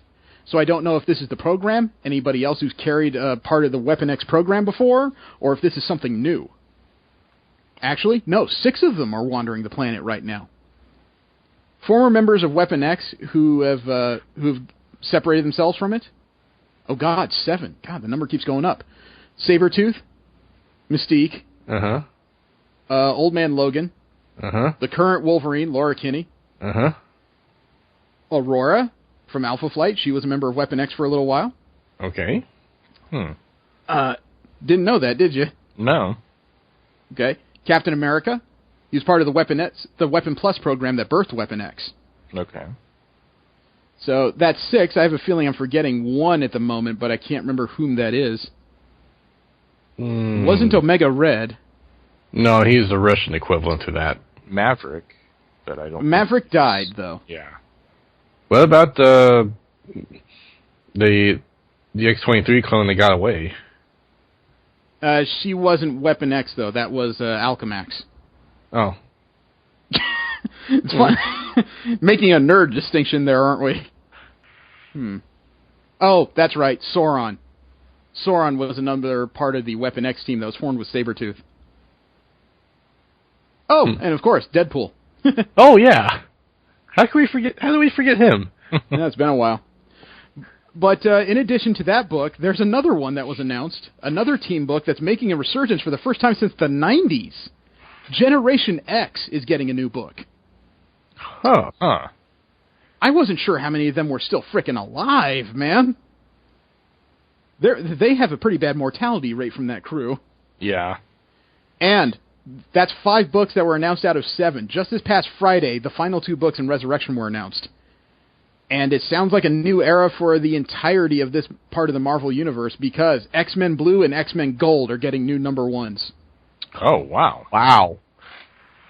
So it sounds like whatever happens at the end of Resurrection, it sounds like Earth is able to be used by mutants again on a larger scale. As a matter of fact, Marvel explained via its editor, Mark Panacea, quote, X-Men are heroes of the Marvel Universe. These mutants have saved the world enough times they deserve to be called what they are. Without spoiling too much about the ending of Inhumans vs. X-Men, the X-Men have been living with a cloud hanging over their heads, literally. The current roster of the X-Men titles has been defined by this pervasive sense of doom, the fact that mutant kind is on the brink. Well, one way or another, the impending threat of extinction subsides, and this is a story of what happens next. The X-Men have a future. Now what are they going to do with it? Unquote. Fellow editor Daniel Ketchum added that they're looking to get to a little lighter-hearted of an era for the X-Men, and they decided to reference the softball games that the X-Men occasionally played during the Chris Claremont era. Okay. All right. So they're looking for some of that creative magic that they had back in the 70s and 80s when the X-Men were not the only game Marvel had, but just about at the time. What do you guys think of that? The X-Men may actually not be dour for the first time in about 10 years. I'd pick up a book. They have gone from one bad event to the next as far as their series. I have been kind of missing all of that. You know, my greatest hope from all this is Generation X, because over the last 15 years, there have been a lot of younger mutant characters and X-Men teams that have been introduced, but largely ignored. You know what I mean? Like Hellion and X-23 and frickin' Dust and Pixie. Barely heard from them since they moved the whole school to hell. Yeah. You know, frickin' Surge and I-Lad. I can't believe that I-Boy turned into a serious character just before the book ended. I don't know if you guys remember him. No. He was a relatively new character that everyone just made fun of because he has eyes everywhere. And I don't mean just large eyes. I mean he has several on his head, his hands, his arms, his legs, and everybody kept making fun of him because it just looked like he could see in all directions. What's so special about that? Then it came down to a point where they were trying to track a magic something that was roaming through the halls of the Jean Grey School. And nobody could figure out where it's gone. Suddenly, from the back of the room, you hear, why don't you just follow the trail? And they turn around, there's I-Boy. He said, you can't see that? Can't you follow that trail? They look up and they see nothing. It turns out I-Boy has multiple versions of vision running all the time. Huh. If there is a way to see it, he can see it. He sees in infrared. He sees in low light vision. He can actually see trails of magic running through the sky at all times, like it's just normal parts of his vision. Interesting. Yeah. He's got an interesting outlook with the world. But what about Goldball? Goldballs lately has been a supporting character in the Miles Morales Spider-Man book. He's just trying to go to high school at this point, but he's one of the few mutants who's actually world famous for a positive reason. He was seen in several newscasts saving people by launching some of those spheres at something falling on people. It still just makes me giggle. Deadpool. Dude, you're Goldball. Can I get your autograph? Well, actually, last up, Newsarama, since they had all these positive stories about X-Men books coming out, they decided to refresh their list of the 10 best X-Men teams of all time. Mm-hmm. Want to go through this real quick? Sure. Okay. I'm pretty sure most of the teams we have heard of. Number 10 on this list was the New Mutants, the original squad of 5. Okay. And if you recall, that 5-man team was led by Karma, and then there was Mirage, Cannonball, Sunspot, and Wolfsbane. Those were the original 5 New Mutants. Later on, Cypher, Warlock, and Magik became members. Number 9 on the list, an actual favorite of mine, Excalibur. Ah. The original 5-man team, Captain Britain, Phoenix, Shadowcat, Nightcrawler, and Megan. Number 8 on this list is the new X-Men. Do you remember which team that is? You can say yes or no. Well, I'm just trying to think, but no, not coming to me. I'll read this out real quick, because I think this was the time you hit a low point in comics. Quote, Grant Morrison's new X-Men run was one that proved anything and everything could happen in the X-Universe. Grant Morrison simplified things by keeping the roster small and close-knit, focusing on developing and even overhauling his chosen characters. Reformed villain Emma Frost became the team's breakout character with her romance of Scott Summers driving a wedge between he and his wife, Jean Grey. Beast's appearance evolved, giving rise to his more cat-like form that lasted over a decade. And then there was the matter of Zorn, the helmeted mutant who turned out to be Magneto in disguise, betraying the team and even killing Jean Grey, or at least sending her to the White-Hot Room where former Phoenix hosts go when they're killed. Morrison also embraced the aesthetic of the 2000 X-Men film, outfitting everyone in sleek black leather and bringing back the idea of the Xavier School, creating characters like Beak, Angel Salvador, Glob Herman, Quentin Quire, and more who play a role in the X-Men for years after. Key members, Cyclops, Jean Grey, Emma Frost, Beast, Wolverine, Zorn, and many students at the Xavier School, unquote. Yeah, no, I was not reading at that time. That was a game-changing era for X-Men books. Number 6 on this list is Magneto's X-Men. And this... no, I don't think you know. This is the 80s Magneto's X-Men. Oh. Not aware of this era, are you? No, I knew about it, but... Yeah, we've joked about his purple costume. Quote, the 80s were an odd time for the X-Men as Professor X decided to stay in space with his main squeeze Lilandra and left Magneto in charge of the Xavier School. What seemed like a potentially bizarre idea turned out to be one of the Uncanny's best runs. Think about all the cool stuff we got with this. Nightcrawler, Wolverine, and Colossus essentially became the mutant equivalent of the fabulous Freebirds. Newbies Shadowcat and Rogue getting some great development, and of course, Punk Rock Storm fighting Cyclops for leadership. While this lineup is one of the shorter ones, Claremont evolved and further pushed these characters and let them actually grow older and helped make the way for newer heroes that would soon join the X ranks. This era is also the indirect inspiration for the popular Pride of the X-Men cartoon pilot and the X-Men arcade game of the late 80s, though Magneto is a villain in both of those. Eventually, Magneto reverted back to villainy after he left the school as he blamed himself for Cypher's death, and for being unable to hold the school together, but not before great depth was added to his character, including his previously unseen past in the Holocaust. Key members, Magneto, Nightcrawler, Wolverine, Storm, Colossus, Kitty Pryde, Rogue, Cyclops, Dazzler, Longshot, and Psylocke, unquote. So that's the era where the Outback team basically came into being, more or less. Mm-hmm. I haven't heard this in a while. Pre-Ninja Psylocke. Yes. Number 5 on this list is X Factor version 2.0.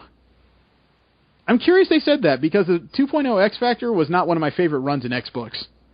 That was when the original 5 left and became X-Men again. That's when X-Men Blue and Gold started, and that's when Havoc, Polaris, Wolfsbane, Strong Guy, and Quicksilver became X Factor, along with Multiple Man. Right, it was Okay, yeah. But it was before they became like the detective agency. Yeah, this is X-Factor, the government agency. If I remember correctly, Valerie Cooper put this team together to be their quick response team after Freedom Force imploded. Right. Wow, Valerie Cooper. Haven't heard about her in a while.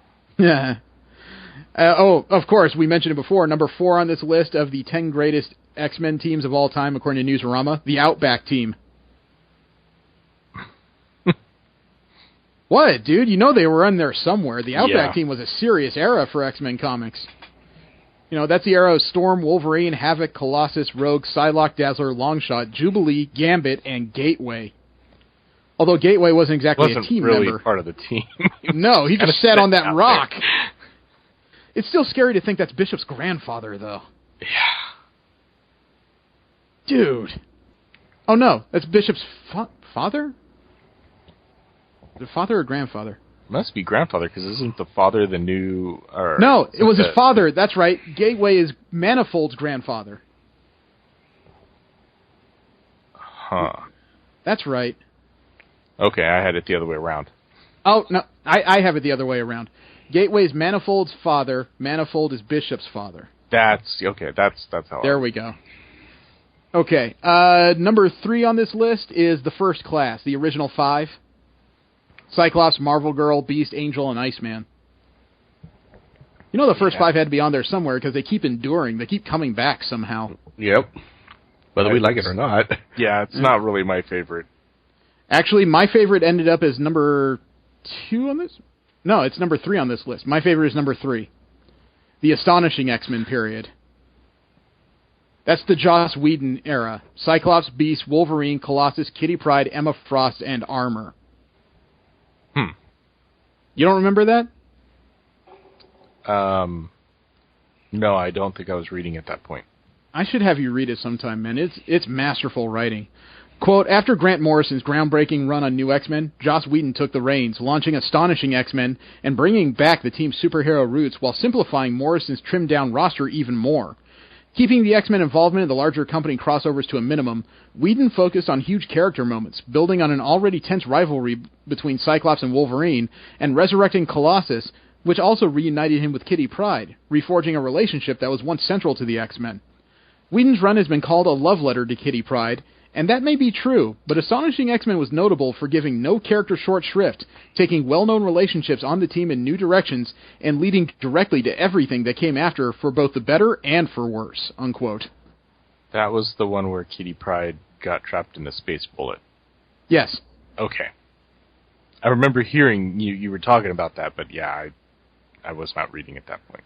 Okay. Wow. Number 2 on this list is actually a pair of teams, X-Men Blue and Gold, the Jim Lee era. That's Jim Lee and Chris Claremont. Yep. And that, very familiar with that era. Oh yeah, that's when the X-Men could almost do no wrong, if you recall. They were on top of everything. And number 1 on this list is pretty obvious, but, you know, it bears repeating that the all-new, all-different X-Men are the best X-Men team of all time. We're talking the giant-sized number 1 era. Cyclops, Nightcrawler, Wolverine, Storm, Colossus, Sunfire, Thunderbird, Banshee, and Jean Grey, who later became Phoenix. Well, you gotta admit, that team pretty much redefined what that was about. Yeah. And that book came out 5 years after the X-Men had originally been canceled. The X-Men was not a continuous run, man. Giant Size came out well after that book stopped being made. True. Hey guys, what do you think is the hardest part about collecting comics? Money? You cheap mother. Steve, what do you think is the hardest part about collecting comics? I don't know, just figuring out which ones to get. It's true. Finding key issues is rough. But I think the hardest part of collecting comics is getting signatures. You got to find out where creators are going to appear, you got to get the plane tickets, you got to get a hotel room, buy a badge, feed yourself, and then wait for hours on end and hope that the person you're there to see doesn't decide they've had enough and they really want a sandwich at this moment. Yeah. Or they're off to another panel. That's happened to me a couple of times. I think I've annoyed Brian Michael Bendis enough. He might actually know who I am. But that's why I go to Celestial Comics for signatures. Celestial Comics, they've made inroads in the industry, and they can get you a signature for only a few dollars above the price of the signature. And the best part is they'll do all the legwork and the hard work while I get to keep my fat ass at home. Yeah, that's pretty damn convenient. Yeah, And my ass is super pretty lazy. fat. Thank you. I needed that. That's going to work great for my confidence. Celestial Comics is organized enough that they can even send it directly to grading if you want it to be. You'll find events that they're going to appear at their website or get instructions on how to send them your comics at celestial-comics.com. You can go there today and take your collection to a whole nother level. That's celestial-comics.com. Now we have DC comic news. We'll talk about the other major company and their comic book characters and storylines coming out in the near future. According to writer Mark Andreyko, the miniseries Death of Hawkman also sets up other adventures for these characters in Rebirth. Death of Hawkman just debuted this month, where Hawkman and Adam Strange get caught up in a war between the worlds of Rand and Thanagar, so I'm guessing that Hawkman is an alien again. Mm-hmm. And apparently the characters will bump up against each other, but this series will also set up future adventures for a lot of the characters involved in it. I just don't know. Hawkman has died so many times in comics. Is it even important when he dies anymore? He's been back and forth more than Jean Grey has, I think. How would you modernize Hawkman anyway? He always seemed like he was a loincloth away from being He-Man a lot of the time. I don't know. That's definitely not one of my more favored characters of DC. Okay, how about Aquaman? He's still growing on me. Okay, because apparently Aquaman is going to get a major event in the near series himself. It's being called The Deluge. It's an interesting story because Aquaman and Atlantis are going to war against the United States. Hmm. It's going to be written by Dan Abnett, one of the guys who's responsible for bringing the Guardians of the Galaxy back into prominence. The Deluge storyline is going to launch this month. I'm kind of curious about that because just thinking about Aquaman fighting the United States, you almost wonder what that does to Black Manta's status in the DC universe. Because he might go from villain to anti-hero pretty quick under those circumstances. If you're fighting Aquaman, that's one of the guys you want on your side. Yeah. I'm really curious what the catalyst is that, kind of brought this about. Considering how world politics can work, it really couldn't take too much to do that. And the thing that bothers me is just thinking about that, Aquaman in a war versus the United States, because that means that this country would be surrounded by his forces on both sides. The Navy is almost a foregone conclusion. Retreat to the beach and just wait. You know what I mean? Yeah. And there's That's a little lot bit of beachfront to have to. Think about what happens to Alaska and Hawaii. Sorry, guys. You on your own. Canada's we're safe with our strategic maple syrup reserve. The mooses are already, eh? There's a little bit of additional news about the Justice League of America series. We talked about that as we don't know what the story is, but 4 new characters that were being introduced for a team were the Ray, the Vixen, the Second Adam, Ryan Choi, and Killer Frost as members of the squad. And there is a new variant cover for Justice League of America Killer Frost #1 by Mirka Androlfo. And you know what? It has a very J. Scott Campbell style to it, and I would almost say there's about as much sexuality in this as there was for his Invincible Iron Man cover, and by that I mean very little. It's a nice cover, though. I wonder if this is the design of the character for the series. So is this the same Killer Frost? Yeah, there's only been one Killer Frost in DC, and she is joining this Justice League. Actually, if I recall, there's been at least 2 or 3 to have that name, anyways. Well, according to the original story, it is the single Killer Frost. It is Caitlin Snow who is on the squad. And besides, which continuity are you talking about? Because New 52 wiped out a lot of stuff. I'm looking it up. No, 3 characters have been Killer Frost. Yeah, now we're back to New 52, which means it's only been the one again. Fun. So this Killer Frost, which appears to be the New 52, introduced Caitlin Snow, yeah. Apparently she's joining the team after getting paroled from Belle Rev. Oh, she got into a team without Task Force X? Apparently. She's not the only female from DC to get some decent news. Wonder Woman, as you recall last week, she's being named as a United Nations ambassador. They're creating a new Wonder Woman title for United Nations distribution in 2017. It was part of the United Nations ceremony appointing her as an honorary ambassador for the empowerment of girls and women. They're going to produce a comic book to be distributed by the UN. No creative team or story has been announced as of yet, and the book will be translated into all 6 official UN languages, meaning Arabic, Chinese, English, French, Russian, and Spanish. It's going to be released sometime in 2017. There has been some pushback, though, on Wonder Woman's naming as an official ambassador. Or honorary ambassador, excuse me. There are several people who are stating that it's ridiculous to name a fictional character as an honorary ambassador of the UN. They want the title to go to an actual person who they say has accomplished more. And I can't say I find fault with that argument. However, It's just a case of, is this really something we need to be arguing about? Because it's just an honorary ambassadorship. It's not like anybody expects her to start dancing off the page in front of the UN Assembly. Are there people out there who deserve to be ambassadors? Yes, but this is an honorary ambassadorship. It's about the same as making Bill Cosby an honorary doctor. He hasn't been to the school, and nobody's going to ask him to do any exams, at least not without Quaaludes. And I just don't see this as a world-changing issue. It's just one of those kinds of images that a lot of people can get behind. Right. So it feels to me a lot like the Midtown variant by J. Scott Campbell. I don't get what the issue is necessarily. Just kind of enjoy the ride for a little bit. Last up, we got some word from Warren Ellis via Newsarama about his plans for the Wildstorm reboot. And according to what he told them, he has 2 years' worth of plans in place. Wow. Really? Yeah, Ellis recently told Newsarama, quote, "I never look back. I very, very rarely return to things I've previously done.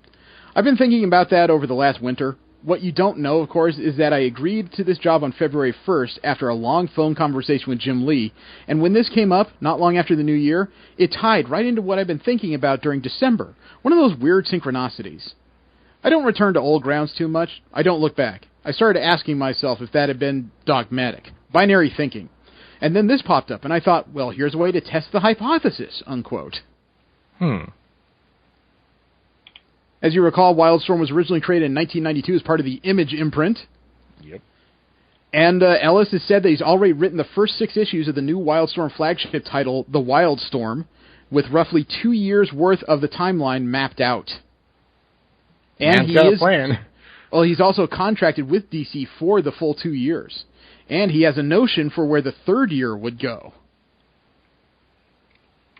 Dude, having a plan is nice. Let's see the books. Yeah. Now we've got general comic and convention news. This is where we talk about comic books that are not Marvel or DC related, as well as conventions all around the world. In 6 days from the time of this recording, we get to stare at each other face to face. Yep. Please don't vomit. There have been some changes. We are going to Los Angeles Comic-Con, formerly known as Kamikaze, and we just found out that a brand new guest has been added just this past Friday. Oh? Yes, the Power Man, Luke Cage. Mike Coulter is going for Saturday of Los Angeles Comic-Con. Oh, nice. I've checked online. There's no special autograph tickets you can buy. There's no photo tickets you can buy or photo opportunity tickets. He's definitely coming for some kind of panel and a little bit of something. I'm going to guess it has something to do with Luke Cage and the Defenders, after all. But he will appear for Saturday, only Saturday, at the convention. If he does a photo, dude, if he did a photo op, I would drop cash on that. I'd be very cool with that. But there's no announcements other than the panel as to what he could possibly be doing. If the others showed up, that would be cool. That's a photo op right there. Yeah, that would be very cool. Another convention we're talking about appearing at this coming spring would be WonderCon, and there's already a first wave of guests for 2017 in Anaheim. The writer and artist of Shoplifter and a DC and Marvel cover artist, Michael Cho, will be there. Writer and artist of A Wrinkle in Time, the graphic novel, Compass, South, and Batgirl, Hope Larson, will be at the convention. The author of Star Wars Aftermath and the Miriam Black series and the Atlanta Burn series, Chuck Wendig, is going to be a guest of honor at the convention. And the writer on Archie, Avengers, and the Black Widow, Mark Waid, is going to be there. Mark Waid actually did one of our favorite independent books before it was bought out by DC. You remember Empire? Oh. He's responsible for that story. Gotcha. And he's writing Black Widow right now? Yes. Interesting. Curious? Yes. Well, do you HasCon? What? Do you HasCon? I have no idea. Well, it's internet cat speak, but it's also relevant because HasCon is being launched in 2017, an official Hasbro convention. It's going to take place September 8th, 9th, and 10th in Providence, Rhode Island. According to the press release, HasCon will treat attendees to 3 unforgettable days featuring a celebration of Hasbro's powerful characters and stories, including live interactive experiences, exclusive products, talent appearances, panels, and more. Hasbro franchises include G.I. Joe, Transformers, My Little Pony, Nerf, Magic the Gathering, Play-Doh, and Monopoly. Dude, if they have Magic the Gathering exclusives, can you imagine what's going to happen to their show floor? Oh, dear God.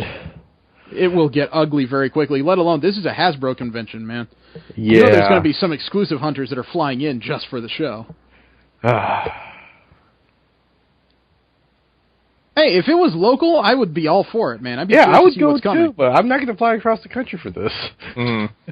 Depending on what exclusives you get, though, that could pay for the flight. Magic the Gathering cards would definitely pay for it. Yeah, more than likely.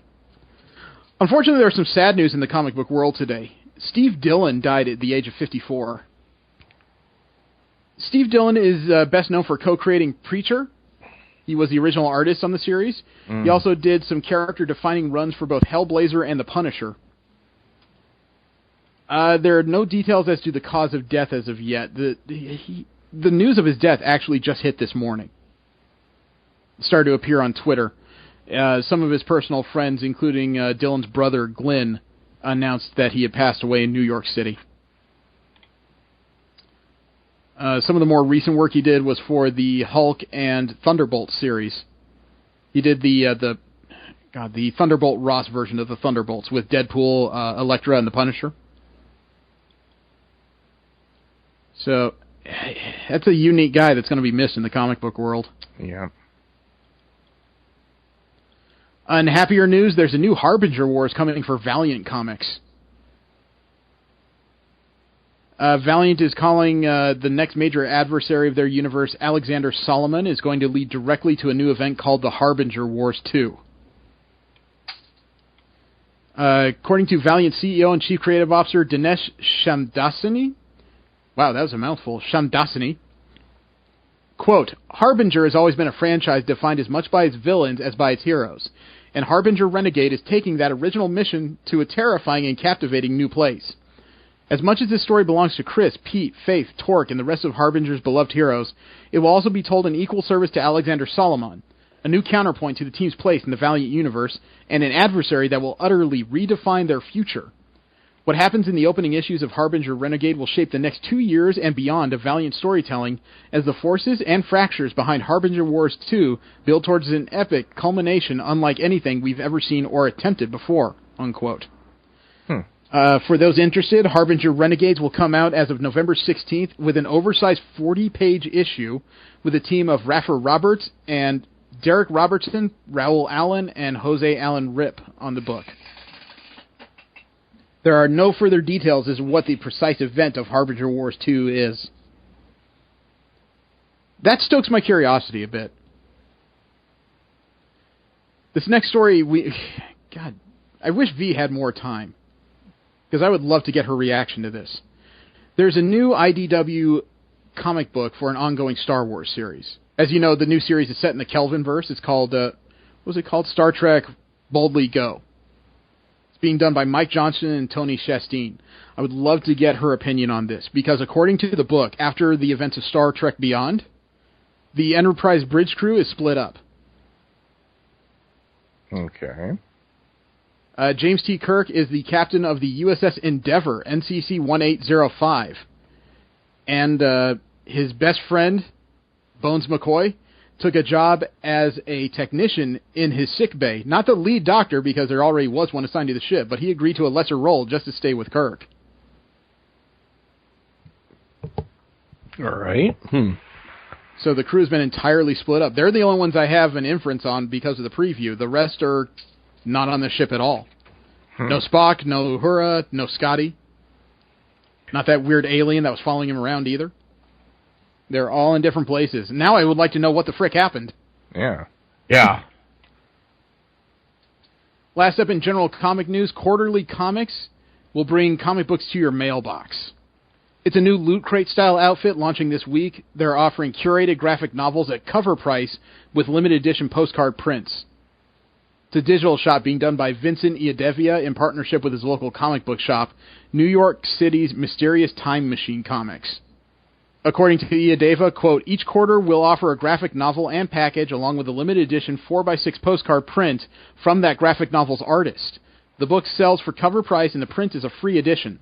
This quarter we have Shudder Volume 1, Wanderlost, along with a print created by the book's artist, the incredibly talented Leia Del Duca, unquote. You know, that's an interesting service. It's one of those cases where it really sells itself well to those people interested in indie comics. If you're interested in the big two, this does not sound like where you need to be. No. Because I can't see the major companies agreeing to a service like this without doing it themselves. Mm-hmm. And now we have our WTF Corner. That's where we talk about the stories from across the internet that just really make you wish you were a Canadian. First up, we have video game videos. Incredible plays, unbelievable falls, and the kind of bugs that make you think there's a massive DDoS attack taking down the PSN network. And the first video I've got is actually from a game that creates a lot of interesting scenarios. Grand Theft Auto 5. Oh, boy. It's been a little while since we've heard from this one, and we've seen some of the weird stuff that happens. This one came from the channel of user Lehkeri, Lehkeri, and he titled this video, Angry Pedestrian. One can only imagine what would make a pedestrian angry in this game, but I think you'll like the answer. I sent the video. You're driving at high speed down the street, and you have an auto accident. You squirt out the windshield, smack into a man who just says, man, screw you. So as you get up, he punks you and kills you. Okay, you're not walking. So you came out of a car at 100 miles an hour through the windshield, and he's mad that you knocked him down? He should congratulate you on being able to get back up after that. You should be lucky to get back up after that. Now, the next video is a game I know I have never used here before, because, quite frankly, this technology just hasn't been in wider use before. This came off of a PlayStation VR. Oh. The funny thing is, though, it's not the footage in the VR you have to pay attention to, because you'll see the footage on the screen. This is a reaction video. This came from the channel of user BD Arcade. Letters are BDRCADE.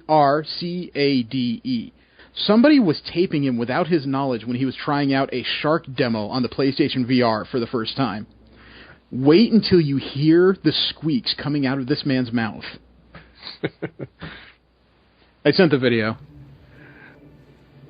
You see him there at the screen? Watch this as he's got the beer. See that shark on the screen? Oh, I instinctively grabbed my dick. A shark is coming at him, and his first thought is, grab my balls? What the frick, man? You gotta protect yourself. Holy crap! I know, just pulled the door off the cage in that VR. He's watching it. I don't have the cage. He's a little spun up for a guy who's just sitting in a chair, isn't he? He's watching that thing like he's got a gun. There's a sub out there, too. Jesus Christ, Jesus Christ, Jesus Christ. Yeah. Oh Listen my to god. him. I know it's fake, but holy fuck, my heart is racing. This guy needs to get out more. Look at spinning.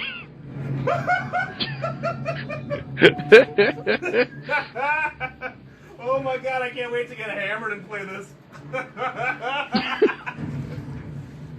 Boys and their toys, right? Here comes that shark. You could make it a drinking game. Every time he squeals, take a drink, but you would die. He's got to calm down. Hi. Did it just laugh at him? That was... Clapping like an overexcited 5-year-old. I think you get the gist of the video, though. Yeah. There's one goofy bastard. That's fear taking over. You do some stupid stuff when you're afraid. Look at all the horror films out there. Well, he needs less beer, that's for sure. Next video is actually the last 3 videos we got in this section. They're all Battlefield 1 videos, man. This game is really starting to take over when it comes to game clips.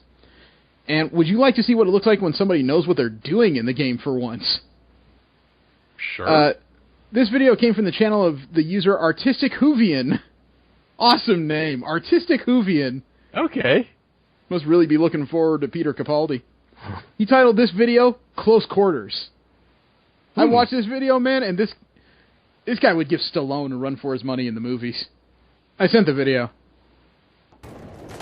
Oh, he's got an enemy. He's hard charging him in. Somebody steps in the way of the bayonet. Oh, but there's a second one here, and he ain't getting away. Gunned him down. Oh, crawl. Go ahead. Crawl. You're dead. You see this other one? Didn't see the bayonet in the side of the skull. A little reactionary there. Thank you. Okay. What do you think? That guy was just stomping through that house, man. He did a good job clearing it out. Yeah. I gotta give him credit. That's what it looks like when you know what you're doing. The next video, though, is... Well, he knew what he was doing. I just want to know how much he knew about what he was doing. You'll understand in a sec. This came from the channel of user Mr. Co-Destroyer. MrKodestroyer. He titled this video, Another Use for the Flare. Huh. That makes it sound like it's a Dwayne Johnson use for the flare. Turn that sumbitch sideways and stick it straight up your candy ass. But, no, I've seen the video. That's not how he used the flare, thankfully. I sent the video. Look at that. You see that? Whoa! I know. That foggy vista is really nice. I was seeing a fall in the dirigible. Yep. It's hard to see out there. Fog of war. Sort of. It'd be nice if we could see. Can't see anything in this. Let's use a flare. Okay, now it's out there, and I set somebody on fire! There! Sniped him. Well, I guess that's one way to find your enemies. You definitely lit him. Yeah. I wonder if that's considered a tracer. Oh, it's I don't know about tracer, but you definitely marked him for death. I would like to know what it looked like on the other side of that screen when you're just like, flare. Ow, ow, ow, ow, ow! I shall now cast the spell Fairy Fire. And the last video game video I have, it's another Battlefield 1 video. But, dude, this made me rethink how people play the game. You will see, it's so simplistic what he does, but when you see him do it, it's awe-inspiring. This came from the channel of user Sergeant Winter. Just one word, Sergeant Winter. All spelled out, and I think that's a brilliant YouTube handle. He titled his video, How to Get Rid of Campers. Okay.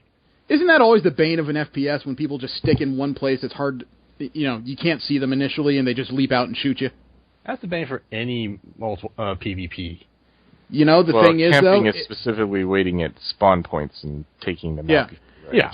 Do anything. Wait till you see what he does, man, because his way of getting rid of campers is not just effective, it's awe-inspiring. I sent the video. So you're in a rush. There's a building across from you. Okay, we'll get in here. And we'll toss a claymore in the middle of the room, step back, grenade it. And the ceiling comes down, and there you are! And there you are! And he does it again. Here's a mine grenade. Boom, the ceiling falls, and aha, found you, camper. That is hilarious. Isn't that an awesome way to take care of the problem? Oh yeah, they don't see it coming either. No, they can't. I saw that and I'm just like, how does one mine get rid of a... Holy crap! Dude, you know now that video is starting to break wide, it's going to be really hard to camp in buildings now. Oh, yeah. You know, there are some things, though, that people do that are just messed up. I know that North Korea has a central zoo in Pyongyang. I didn't know how cruel they were to one of the chimpanzees in it. There's a chimpanzee named Azalea. His Korean name is Dale. They've taught him how to dance and cavort for people's enjoyment. That's not necessarily the evil part. You know, circuses do that too, right? Yeah. They give him a pack of cigarettes a day, too. Oh, that's evil. He knows how to light and smoke them. Now, according to the North Korean zoo, it's not that terrible because he doesn't inhale. Bull. Yeah, I'm pretty sure about that because there's a couple photos of him with a big puff of smoke coming out of his mouth. I'm pretty sure he knows exactly how to use these cigarettes. I mean, I saw that and it wasn't a major WTF, but it's still one of those things where I sat there and went, why would you do that? You know, according to the 2006 Asia Times, they claim that unfortunate creatures from this zoo were probably borrowed for filming Fighting Animals. It's a video series of staged fights involving endangered species like Korea's Siberian tiger. Dude, that's a country that seriously needs the Family Guy. There was another ape in the U.S. who took advantage of women, but this wasn't a simian ape. This was one of those shaved Anglo-Saxon apes. It's a Missouri man who's been accused of convincing a woman to buy him a Lamborghini and a Corvette as part of an online dating swindle. What? The man... First of all, let me send you an image of the man, because the man is not exactly a looker. He must not be using his own photo in his online dating profiles, because I don't know many women that would buy somebody that looks like this anything. Okay? It sounds shallow, but he is not a handsome person. I wouldn't say he's ugly, but... Yeah, he's 28 years old. His name is Timothy Russell. He was arrested past October 13th. He's been charged with 1 count of impersonating a federal officer and 4 counts of identity theft. Russell apparently used a con where he would convince women to buy him cars for him, drive them for a time, and then secretly sell them while telling the women the vehicles were stolen. And he did all this while living with his 27-year-old fiancée in Union, Missouri, under the identity of Deputy U.S. Marshal Austin Gardner, who apparently doesn't exist. Russell during their time together, he convinced his 27-year-old to purchase for him a Cadillac Escalade, a Shelby Mustang, and a Can-Am Spyder. He also opened a number of credit cards in her name and racking up tens of thousands of dollars in debt. According to Detective Sergeant John Bisser, when Russell's bride-to-be found out about the credit cards and found several IDs for him under a different name, she confronted him, only for him to flee in a white 2014 Lamborghini Gallardo. The Lamborghini was bought for him by another 27-year-old woman in Fort Myers, Florida, who he dated. She also bought Russell, who she knew as U.S. Marshal Austin Labella, a 2016 Chevy Corvette Z06, and it also loaned him $27,000. After he drove away, police ultimately caught up with him in Effingham, Illinois, where he's reportedly captured at the bus station trying to buy a ticket after the Lamborghini blew a tire. Ooh.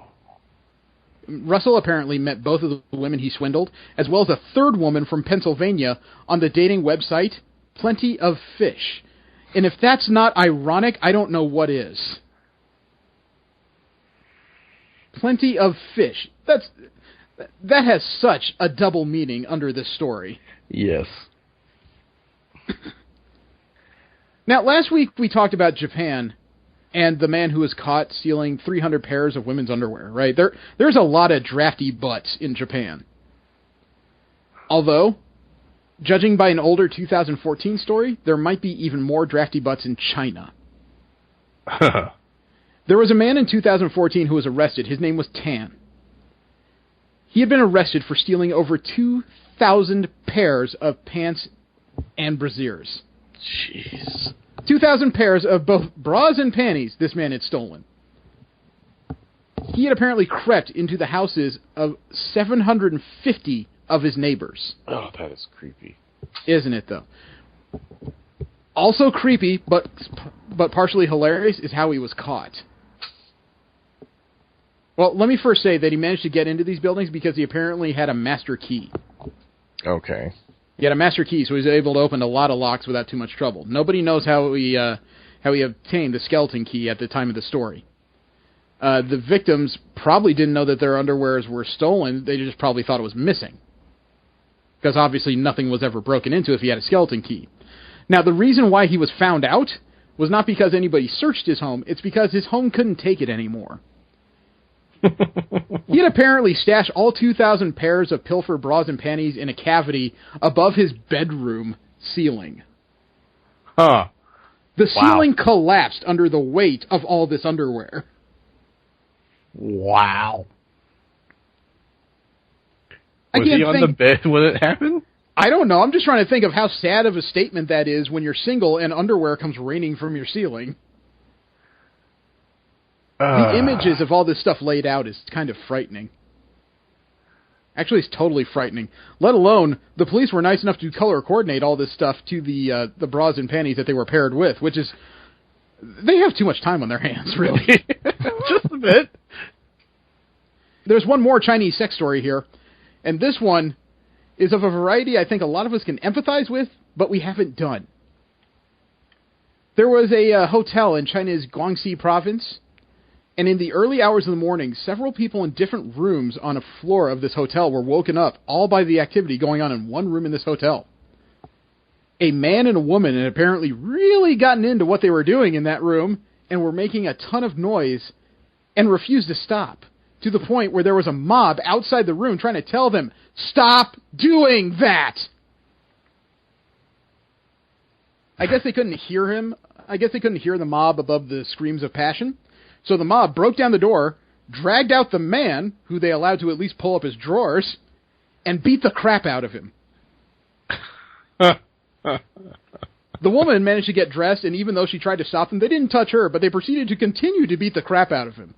Surveillance cameras actually picked up stills of the whole incident. After police did a short investigation, they arrested 3 of the individuals responsible out of the dozen, probably closer to 18 people kicking this man's ass, and forced him to pay fines totaling 15,000 yuan, or $2,225 for compensation. Seems rather minor. But whether or not the charges have to do with the destruction of private property or actually kicking this man's ass is a little unclear at this time. I can't tell you if the fines were for beating him or just for breaking the hotel door. Probably for breaking the hotel door. I would imagine so. You guys ready for some out-of-context D&D quotes? Oh, sure. Fun. I got a few here for you from outofcontextdnd.tumblr.com. These are quotes from D&D games that, taken out of context, can create a lot of smiles for a lot of people. The first one has to do with 2 characters, and I will only tell you that one of them is a dragon. Fair enough? Okay. The quote is, "You know, I can do this in human form. No, stick that claw in my ass."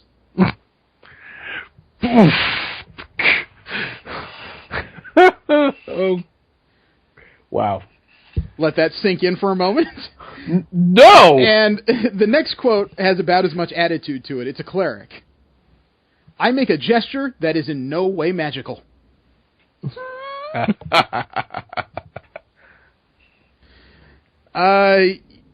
you ever been a DM when somebody just demands something from your game that you know can't happen?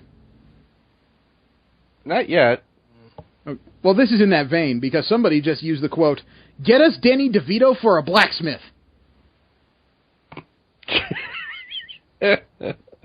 Okay. Hey, they made a choice. What can I say? Quote number 4. "I'm essentially Jesus, but if you reversed his moral standpoints." Go ahead, play with that a bit. I'd rather not. Actually, that description, I think, is just about every DM who's ever lived. Let me see, quote number 5. The monkey continues to use the crash cymbals, and the bear is rocking out to it. That sounds like a Disney film. Now, I think a lot of people can empathize with quote number 6. In 4th edition, squares are round. In 4th edition, squares are round. In other words, normal rules don't apply. I've read 4th edition. It does feel like squares are round in that game. Quote number 7. Is it possible to slam the dragon god into the Tanuki's house? In a what? Into the Tanuki's house. That must be a hell of an arm you got to do that. Yeah. Quote number 8. You see, a person is like a stack of pancakes. I don't like the implications of where this conversation is going. That's all the quote is. You see, a person is like a stack of pancakes. Again, I think the person listening to this words. What the hell is that? I don't know. I'm thinking faster than I can talk.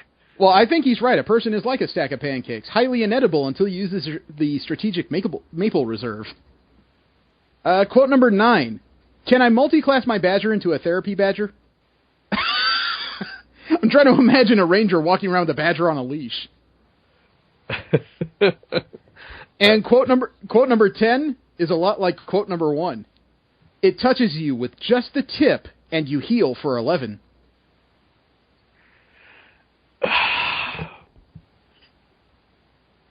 That'd be the first use of the healing dildo.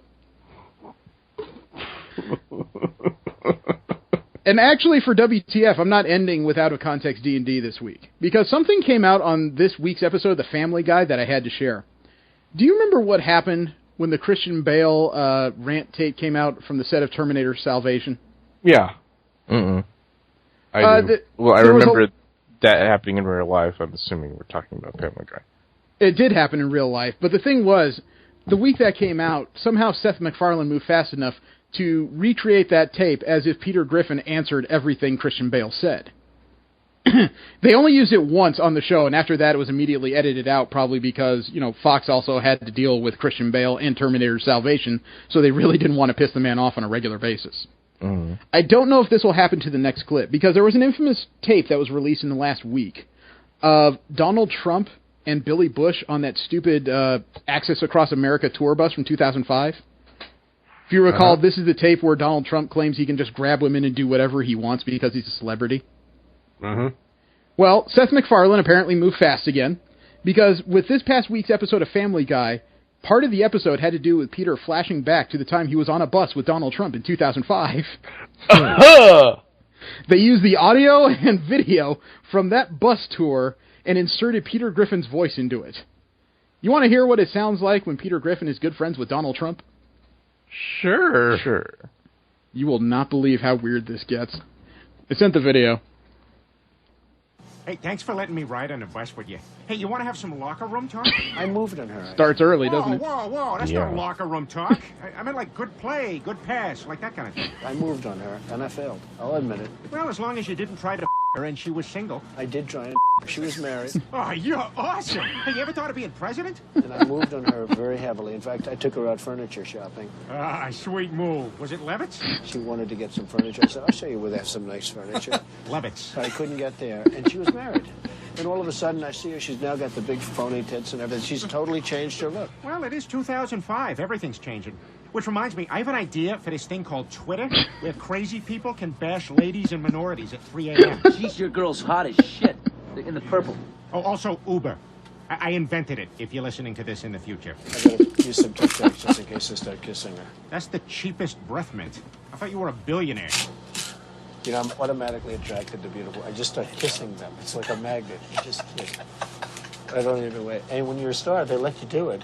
You can do anything. Whatever you want. What, like grab them by the hand? Grab them by the pussy. Oh, my. You can do anything. Down below. Pull the handle. He can't open it because of his tiny hands.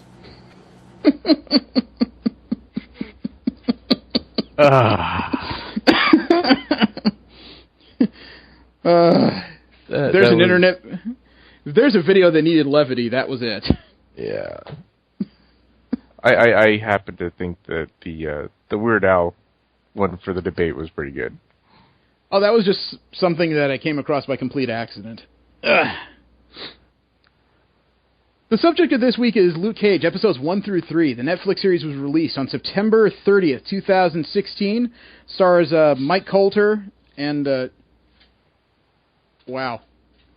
Actually, I don't have a lot of the cast memorized by now. I can see them by face, but not necessarily by name. I wanted to say Rosario Dawson. It is the first solo story for Mike Colter's character in the Marvel Universe, and I will say that I've watched the entirety of the series. I think it starts strong. The second act is a little bit weaker, but I think the problem is that there really is nothing in the Defenders pantheon at this point that's a real challenge for Cage without some kind of special handicap. And that was my problem, was that the villain was one of those cases where you knew sooner or later he's going to get his head beat in. It was inevitable, you know? Yep. I didn't quite expect it the way it happened. I will admit to that. It looked like a suit that would have been like the Nightman show from the early 90s, didn't it? Mm. But I will say that the actors, by and large, in the show did a really good job. One of the standout performances to me was Theo Rossi, the guy who played Shades. Mm-hmm. There was something about him where he wasn't like one of the usual lieutenant type of menacing figures. He wasn't the guy like the first guy James Bond fights before he gets to the villain and puts a gun to his head. Theo Rossi's character was much more manipulative, well thought, and he was quiet. I respected him more than the actual villain. Which one, Copperhead or Diamondback? Both. Or not Copperhead, Cottonmouth. Cottonmouth, yeah. Cottonmouth. The actor that played Cottonmouth, I liked him a lot. It just... Yeah. It seemed like his character was a little slow on the uptake. I think that was more of a writing problem than an actor problem. I really liked the actor. Mm-hmm. Because when he spoke and when he moved, that guy was scary. Mm-hmm. In the first episode, when he beat that kid, not Dante, Malik, when he beat him to death, I was actually trying to figure out whether or not he had powers of his own, because he was hitting that guy hard. Yeah, that blood splatter was just like, dude. Yeah. And especially when they found him and said it looked like he'd been hit by a truck. I was really guessing whether or not that kid had, or whether or not that guy had some kind of abilities. Let's see, who was Cottonmouth? That was Mahershala Ali. I'm probably butchering that, and I apologize. Yes, probably. But the one who played his cousin, Alfre Woodard, as Mariah Dillard, she wasn't as quiet as Theo Rossi, but there was something understated about her that you could tell she is about half a step away from taking a razor to you. Yeah. She was scary in a different way. I think it's because her character throughout all 12 episodes, she was largely in denial about who she was. Mm-hmm. Yeah. She kept thinking that just because she was a city councilwoman, that she was not as dirty as her cousin, you know, the gang leader, or the other people she dealt with later in the series. I don't think she could see her own fall. You know what I mean? Yeah. So it wasn't until like the last couple episodes where she really just kind of thought of herself as some kind of underworld leader at all. Mm-hmm. And when she fully embraced it, man, she embraced it with aplomb. She seemed like one of those classic villains from, like, God, if I had to equate it to something like Dallas or something. You can see all the money that she's dripping with, but you start to really question where all that came from. Now, we kind of agreed early on, looking at the promos, that, what's his name, Pop, was probably going to die early in the series. I didn't expect it to be by episode 2, for frick's sake. He really did go out fast for this kind of series. Usually you expect somebody like that to die in the last act, and that's when the hero suddenly goes on a rampage that bowls down half of the villain's empire. Yeah, I have to say that one of the characters I respected the least in this series was Zip. Zip. Zip. Zip. He was the loudmouth, like, street team leader, right? The one that killed Pop. No, that was Tone. Oh, you're right. Yeah, that's Tone. Yeah. Tone ended up thrown off a building at the end of that episode. Yeah. Zip was the loudmouth who was trying to shake down money from Genghis Khani. Yeah. I actually like Tone more than I like Zip. I will agree with that. Tone may have been psychopathic, but Zip was almost that stereotypical thuggish thing you've seen in so many other productions before. Yeah, he just does not learn. No, Zip was pretty stupid all around, and when Zip got killed, I think in the 12th or 13th episode, it was well overdue. You know, it was one of the reasons why I respected Shades even more. Oh, well, yeah, he took on 3 guys unarmed with no powers, and he managed to steal a gun and kill everybody, man. Yeah, Zip tried to play the smart card, but...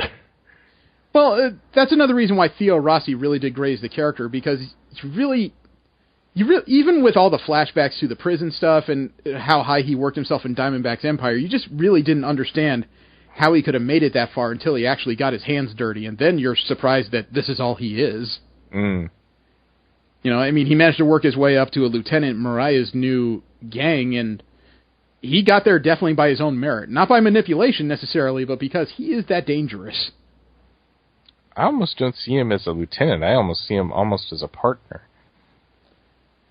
I'd like to say so, but I think that... God, I want to say that the character of Shades in the show is a lot like Tony Soprano. He knows he's in charge of stuff, but he's willing to let other people take the top spots to take all the hits and all the lightning bolts. Mm.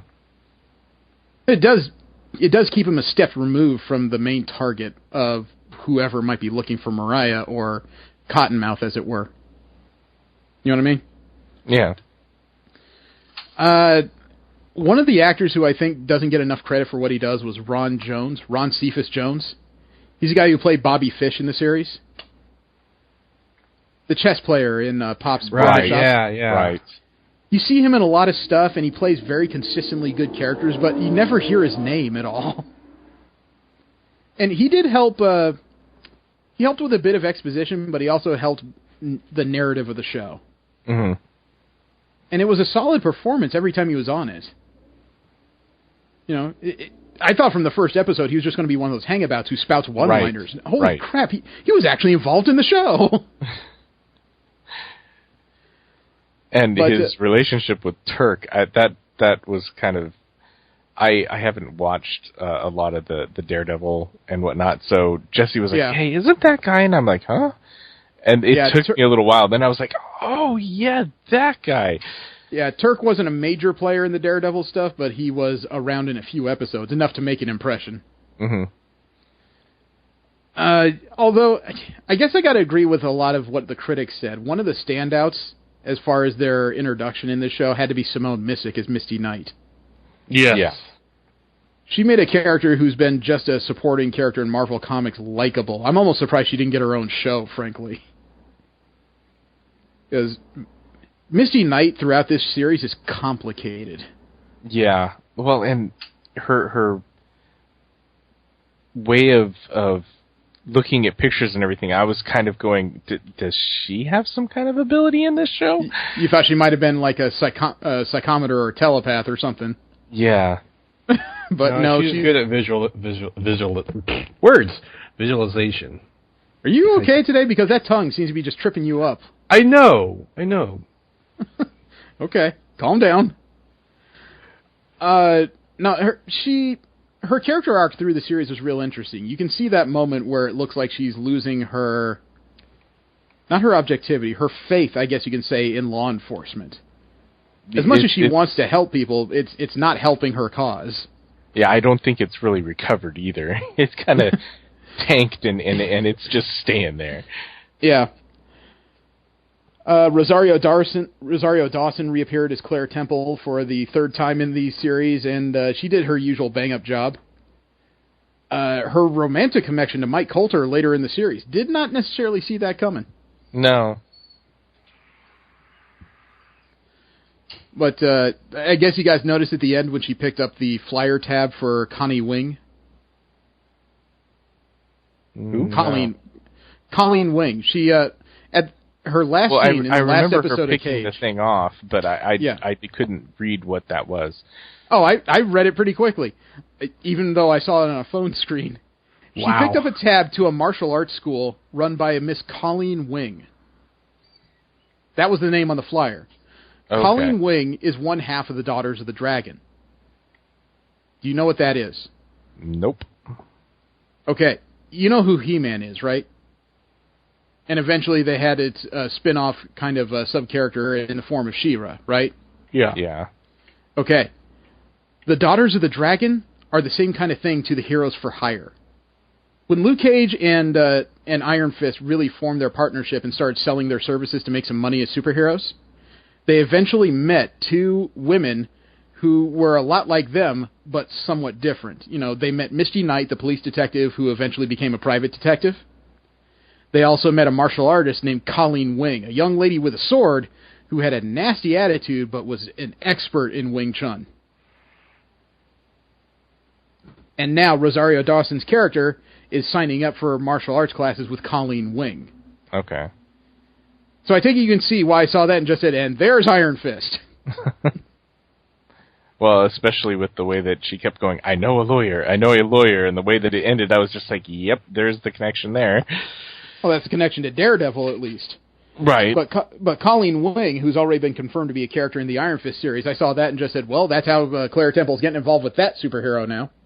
Yep. She is definitely going to be the character that kind of ties them all together and brings them together as the Defenders. Dude, at this point, she's the Zordon of the Defenders. I know these people. I must bring them together. Zordon or God damn it. It's on the tip of my tongue. You want to take another shot at that? Context, and maybe I can help. Phil Coulson. Okay. Well, Coulson had a company behind him when he did it. No, I liken it more to Zordon because she is just one person who's drawing together all these miscreants into an actual functioning thing of some sort. I'm not going to say team. Let's say they won't choke each other when they first meet. Let's put it that way. Did anybody else stand out in the series to you guys? I liked, I'm not going to even try to pronounce the name, but the guy that played Cottonmouth. Oh, yeah, I'm not going to try it. I'm not going to try. Mahershala Ali. Yes. He was menacing. Yeah. And he wasn't menacing in that crazy enough to kill everybody kind of way. He definitely only got involved in physical altercations when it seemed like it was the only way he was going to get his point across. Yeah, I did like the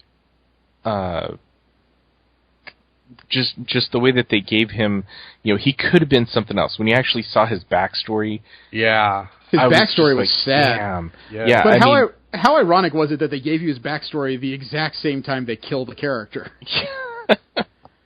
I mean, that was the point where I just kind of saw that and said, wow, he could really be a lot of stuff in this series, and he's dead.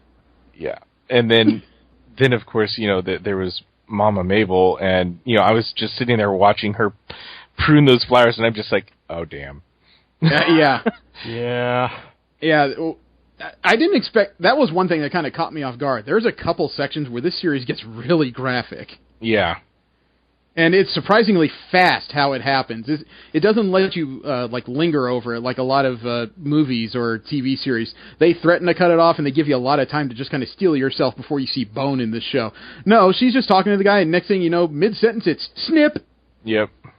I mean, when I first saw Mama Mabel, I thought, isn't this what Black Mariah looked like in the comics? Just about, yeah.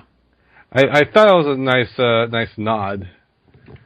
It was almost as nice as Mike Coulter wearing the original Power Man stuff during that flashback episode. Oh God, that Power Man flashback! But I do have to say, in the prison scenes and whatnot, Squabbles was really good, and but I did not see the twist coming with the psychiatrist. Oh, yeah, it was really surprising after what the entire series where Coulter was pining after his lost wife to find out in this series that she may have lied to him all of this time. Maybe we still don't know whether or not she actually fell for him, but he definitely wasn't just a simple rescue job to her. For some period of time, she was definitely just he was an experiment to her. Mm-hmm. That was, at the beginning at least, his sole purpose.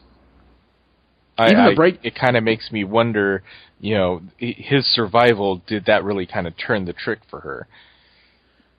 That's the thing I can't decide, is that was his survival a happy coincidence and she just went with it, or was she monitoring him trying to figure out what went right? I really don't know.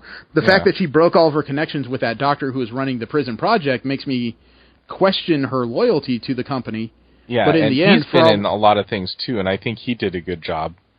Right, but we still don't know, though, whether or not she was helping him for altruistic reasons or if she was helping him to try and gain whatever secrets his DNA unlocked. Yeah, I think it was probably the former rather than the latter, but it was still a huge betrayal. Absolutely. Another surprise to me was the character of Detective Raphael Scarf. He was played by Frank Whaley. Yeah. It really threw me for a loop when I found out, but yeah, I really liked his performance. I thought he did a really good job. In the first episode, I thought he was just going to be the arrogant non-believer who has to be proven wrong. The second episode, you found out there was some actual interesting character and a relatively nice guy under this rough exterior, and by the third episode, you wanted him dead. Yeah. But then when it actually happened, you're like, damn. I know, he might have been a nice guy after all if he hadn't murdered people and betrayed everybody. He was emotionally confusing. But then, of course, given the backstory with his son, then you're kind of like, oh, okay. Yeah. And this is why I'm starting to really prefer these internet shows to movies these days, because the 10, 12, or 13 episodes they take in a season allows you an extreme amount of time to flesh out every character. Yeah. I wish they'd done a little less fleshing out with Diamondback, but yeah, it was interesting in certain respects, but his character was that unenjoyable insane I was talking about earlier. Yeah. He was played by Eric LaRae Harvey. I've seen him in a few things. He's not usually this over the top, but it seemed like he was that maniacal comic book supervillain you really didn't want in a TV show. Yeah, I mean, all the biblical references are really creepy as hell. Don't get me wrong. At least he put reason behind why he used it. Yeah, but just the I think he lost focus way too quickly. Or maybe stayed entirely too focused and, lost his objectivity. Maybe that's what It was the over-focus. I mean, even when Cage wasn't around, it was obvious he was so obsessed with Cage that it affected everything else he was doing. It was almost amazing he had a business by the time the series ended. It was almost amazing that he didn't show up earlier. It was almost amazing. Considering the way he was acting, honestly, I wouldn't have been surprised if he showed up in a blue helmet and started stretching out all of his S's throughout the rest of the show. But it was one of two dark spots for me in the series. Diamondback was not an enjoyable character, at least not in my opinion. He was just a little too stereotypical comic book supervillain. I write my name in the moon with a laser type of character. Well, not to mention the fact that you have a limited supply of these bullets, and yet you can't shoot worth crap because he gut shots him once and then hits him in the shoulder and then assumes, oh, he's dead. I was like, you hit him in the shoulder, man. Oh, he is shooting from the hip, and he's shooting from the hip with an anti-tank rifle, so that's not going to be accurate. Yeah, he's like but even still, the fact that he didn't try to do anything to him when he fell into the garbage truck and then just got all pissy when nobody could find him, I was just like, really? Well, that was actually constantly monologuing, so it's like. Well, that was actually leads me to the other thing I didn't like about the show. I guess you could say the middle episodes of the second act of episodes, I guess 7 through 13. Mm-hmm. That entire section when Cage was injured. I understood why he was injured, but that story took too long to play out. Yeah. It really dragged down the center of the second act to the point where it was, by the time he was healed, I was like, finally, and when he got back to the city, things picked up pretty quickly from there to a decent finish. It was just, and I get it. I know that a character with unbreakable skin needs to be shown with some type of injury to let you know that, victory is not automatic, but at the same time, that really should have played out in maybe an episode and a half. Yeah, they went too long to explain how his powers work, and I think that's what is the exposition slowdown. Yeah. I do find it interesting though that they did mass produce the Judas rounds and whatnot, and there were only 3 rounds. There were only 3 rounds. No, they mass produced them. They mass produced a smaller version of what's not. I realize that, and so that's what I'm saying. I find it interesting that they did that because it does, bring up a little bit of a threat to him, but. It was kind of interesting that it was tying into the Marvel movie franchise as far as that goes. The Avengers specifically, the original Avengers film. And let's explain for people who haven't watched the show. The Judas rounds were made out of metal that was found from the alien wreckages from the original Chitauri invasion in the Avengers. Yeah. Although it could have also possibly been from Thor. No, they were very clear that this metal came out of the incident, as they put it. Okay. Yeah. But God, where was I going with this? Well, some people did complain about the Judas rounds as too easy of a MacGuffin in the middle of the show. Yeah, it's the kryptonite. It's equivalent to kryptonite. It is a bit of the kryptonite argument, but the thing is that the manufacturing of the Judas rounds is. I didn't see that as a negative per se. The only thing I didn't like was that it was just the one weapon that could do Cage harm. Currently, more things would be introduced, but that was one of the major flaws in the writing, was that there was no opponent of Cage's caliber throughout the series. Diamondback got the power armor and everything that put him on Cage's level, but given what we knew about Cage's abilities versus the likely battery life of what it would take to run that suit, obviously he was running at a major deficiency no matter how you looked at it. Yep, I kind of got the impression that it was actually being powered off of him hitting Diamondback. I'm not sure. They were never very clear. Yeah. He was using that backpack, as you recall, to power the gauntlets before. Right.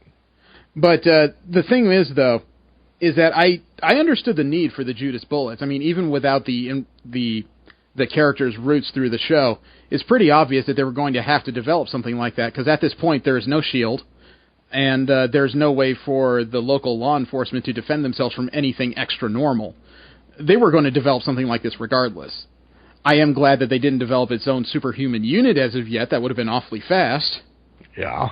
Well, what I was going to say was it was interesting also the fact that they brought up the Punisher. Yep. And so I was yeah, the Punisher was part of the argument as to why not to make the Judas bullets, because if you make them, there's a chance they will leak, and if the Punisher gets them, it's game over for just about anybody he hunts. Yeah. So that just kind of makes me, I was actually kind of curious if they were possibly going to do another little cameo again, with him coming in and getting his hands on some, but that didn't happen. It would have been interesting, but I think what you'll find is it'll probably mention the Judas bullets when it comes to how his friend Microchip is going to supply him through his own series. Because you got to imagine that's going to come up sooner or later. Yeah. And it would have been nice to have seen a John Bernthal cameo, except that might have been too much in a series that has to really work to differentiate itself from everything that's come before. Yeah. And it did, but rather slowly. Yeah. It did, because the cinematography was very different from the constant, hand cam work that was in Jessica Jones. That felt more like a guerrilla project. And it was even more different from Daredevil, which was kind of quiet, noirish, and a little bit standoffish in its tone. It was very much about Daredevil and how he stands alone versus everything he goes through. Yeah. Cage was more of a community project. It was brighter in tone. Things happened during daylight hours. And then there was the music. I definitely liked this soundtrack more than the others. And all of the musical guest stars and so forth. Because the musical choices. And the musical choices that they had there fit what the show was trying to do. It's not for me, but it definitely fit with the show. Yeah, I was very pleased with the tone that they had, because if they had gone just a little bit more, it could have come off as being a bit more preachy. Mm-hmm. But I think that, it was just more informative. You learned a lot of stuff if you didn't know anything about Black history and, just all of that Harlem. kind of thing as well. Yeah. So it was a nice show. The show was very careful, I noticed. The writers did a good job of towing the line between black empowerment and black exclusivity. Mm-hmm. And some projects are not very good at that. Sometimes when you watch like Black Central shows or movies, it feels like white people are almost unallowed to exist in the universe. Yeah.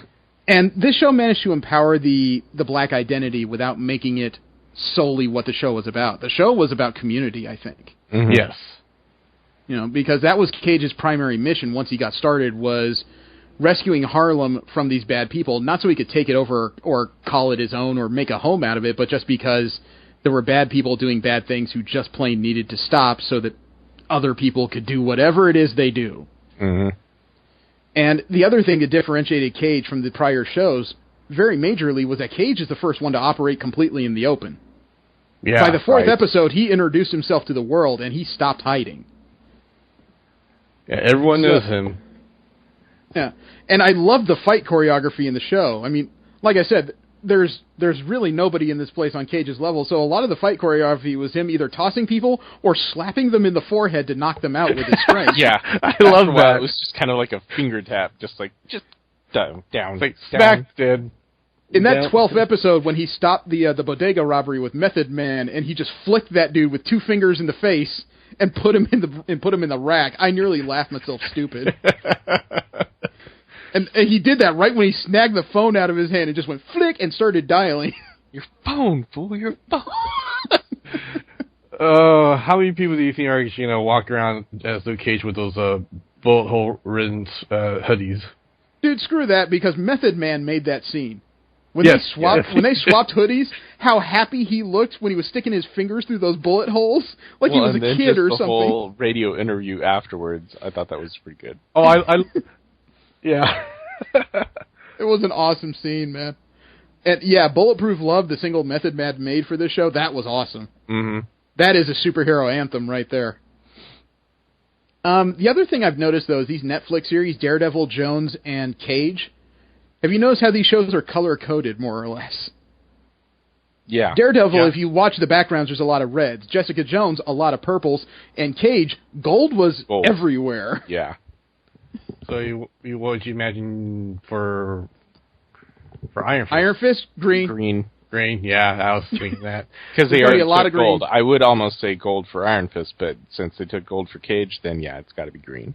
Well, I imagine they would they are color rangers. Rosario Dawson's going to have her head projected onto a wall and call them together. What is it? I imagine with Iron Fist coming out, it's going to be done akin to maybe a martial arts film, since each one of these had a different theme.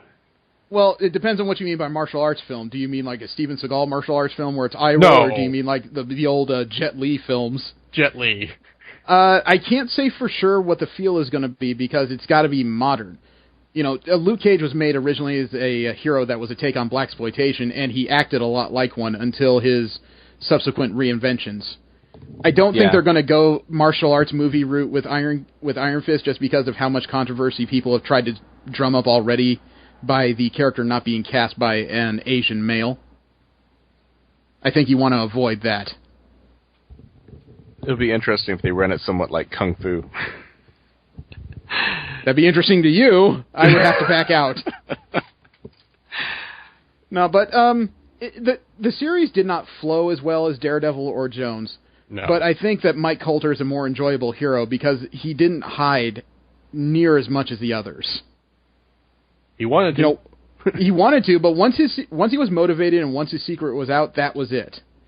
He's the first one of these guys that actually acts more like, I'm not even going to say a superhero, just a hero in general. Yeah, I have to say that on the upside for this one, it's the first one of these series that I've made it through. Okay. And I also say that last episode, not only was there the Easter egg that shows how Claire Temple gets into Iron Fist, but you notice that they already laid the groundwork as to how Cage is going to get out of prison by the end of that series, too. Right. Really? When Bobby Fish was cleaning up the barbershop for the last time, he reached underneath the cabinet because he found the file that Mariah Dillard had dropped with all of Diamondback's information. and how he framed Cage for prison. So, we know how he's going to eventually get out, and he's probably going to make his way back to Harlem as a free man.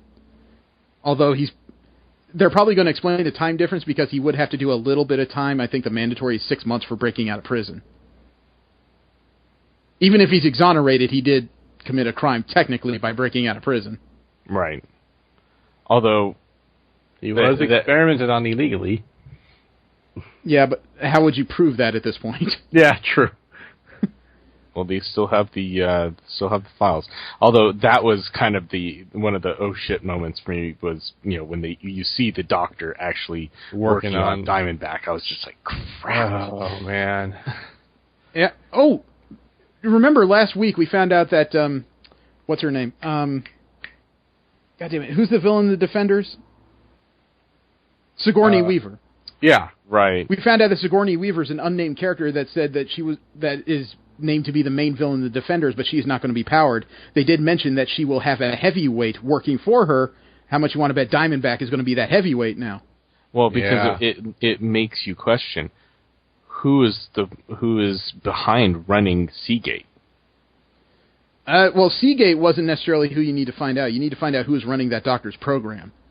Well, but that's the thing is that Seagate was apparently a privately owned prison that seemed to be, being run by something with deep pockets, in order to do these experiments in the background. And international. Yeah, but these guys the thing, you don't need to worry about who is running Seagate necessarily, because there's already been a company that strung these 3 series together that has already developed the abilities of, technically, the 3 characters we've seen already.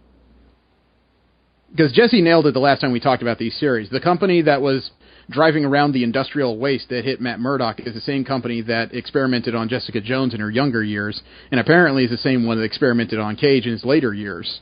Okay, so that is and also has, like I said, they might have international pockets because it's also probably the same people that made the Purple Man.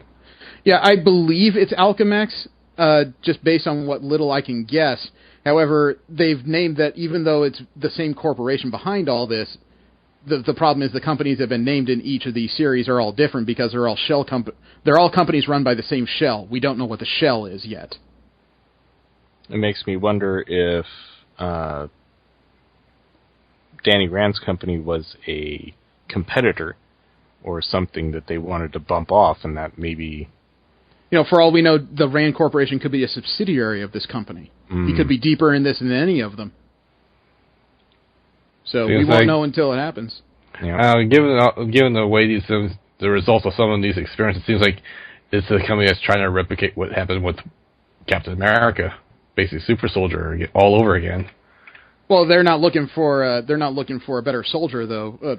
The experiments seem to vary. I'm not sure what they were after when it came to what they did to Jones and the other kids. Obviously Murdoch was a complete accident. Luke Cage seems to be the first purposeful experiment that had a final goal to it. Mm-hmm. That doctor was looking for immortality, and he just happened to find the genetic keys in one particular family line so far. So I doubt they were looking for anything from Danny Rand. I think Rand is going to be the first character that's unassociated from the rest of this, but he's going to develop his own ability after his plane crash, obviously. Yeah. Right. I'm just wondering if that plane crash was intentional.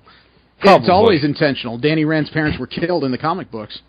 They were killed by the partner of the Rand Corporation. Mm. It was his parent and a friend of the family that was running the whole thing. So it was probably a power grab. Like I said, we just don't know where the Rand Corporation sits in the hierarchy, or potentially sits in the hierarchy of whatever shadowy corporation is running everything. Mm-hmm. Oh God, wouldn't it be crazy if it was the Beyond Corporation? The what? The Beyond Corporation. The Beyond Corporation is a recent villain in Marvel Comics as of the Next Wave series. Mm-hmm. They're a very shadowy group. They reappeared with Captain America and the Mighty Avengers, the Sam Wilson and Luke Cage led series. So there's speculation, but you know how these series are. They're very good at keeping a lot of secrets close to the chest until it's too late for you to have spoilers. You just have to watch the damn thing. Mm-hmm.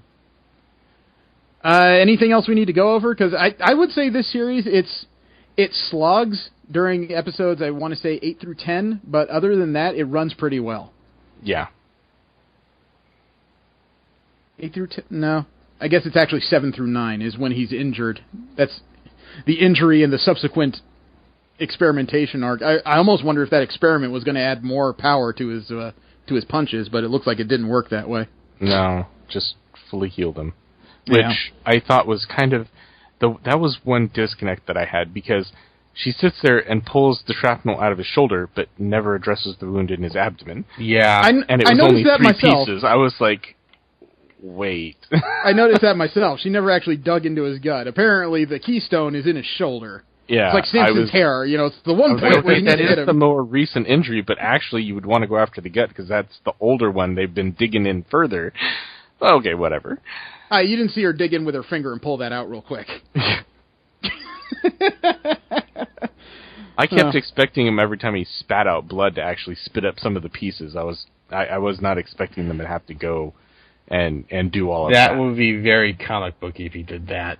Yeah. This is what it is. It is the one central complaint I've got. It's the one thing that keeps it from being an absolute recommender, is that the pacing of the show varies wildly. Mm. But other than that, I had fun with it. And this was probably the easiest way to get into the Defenders, really. He's the most likable character so far. I have a feeling that Danny Rand is going to be even more over the top than he is as far as charisma. If you don't go the broody, take everyone out route, but that's not the inference. Yeah, that's not the inference we got from the set photos so far.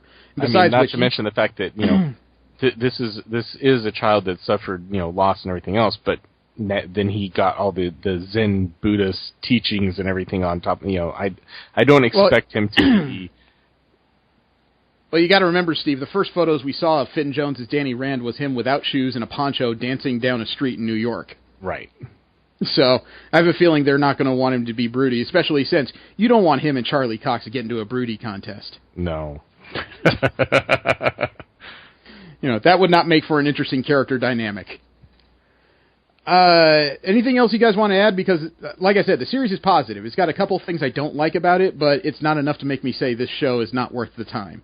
Oh, yeah, definitely. I would definitely recommend this to people. Again, overall, I thought this show, I thought the pacing was slow, but it was consistent until we got to that, exposition part, but... Yeah. I really didn't mind the slowness. No, I didn't mind either. I think I noticed it. It was what the problem, my issue. But overall, it's like, go ahead and watch it. Okay.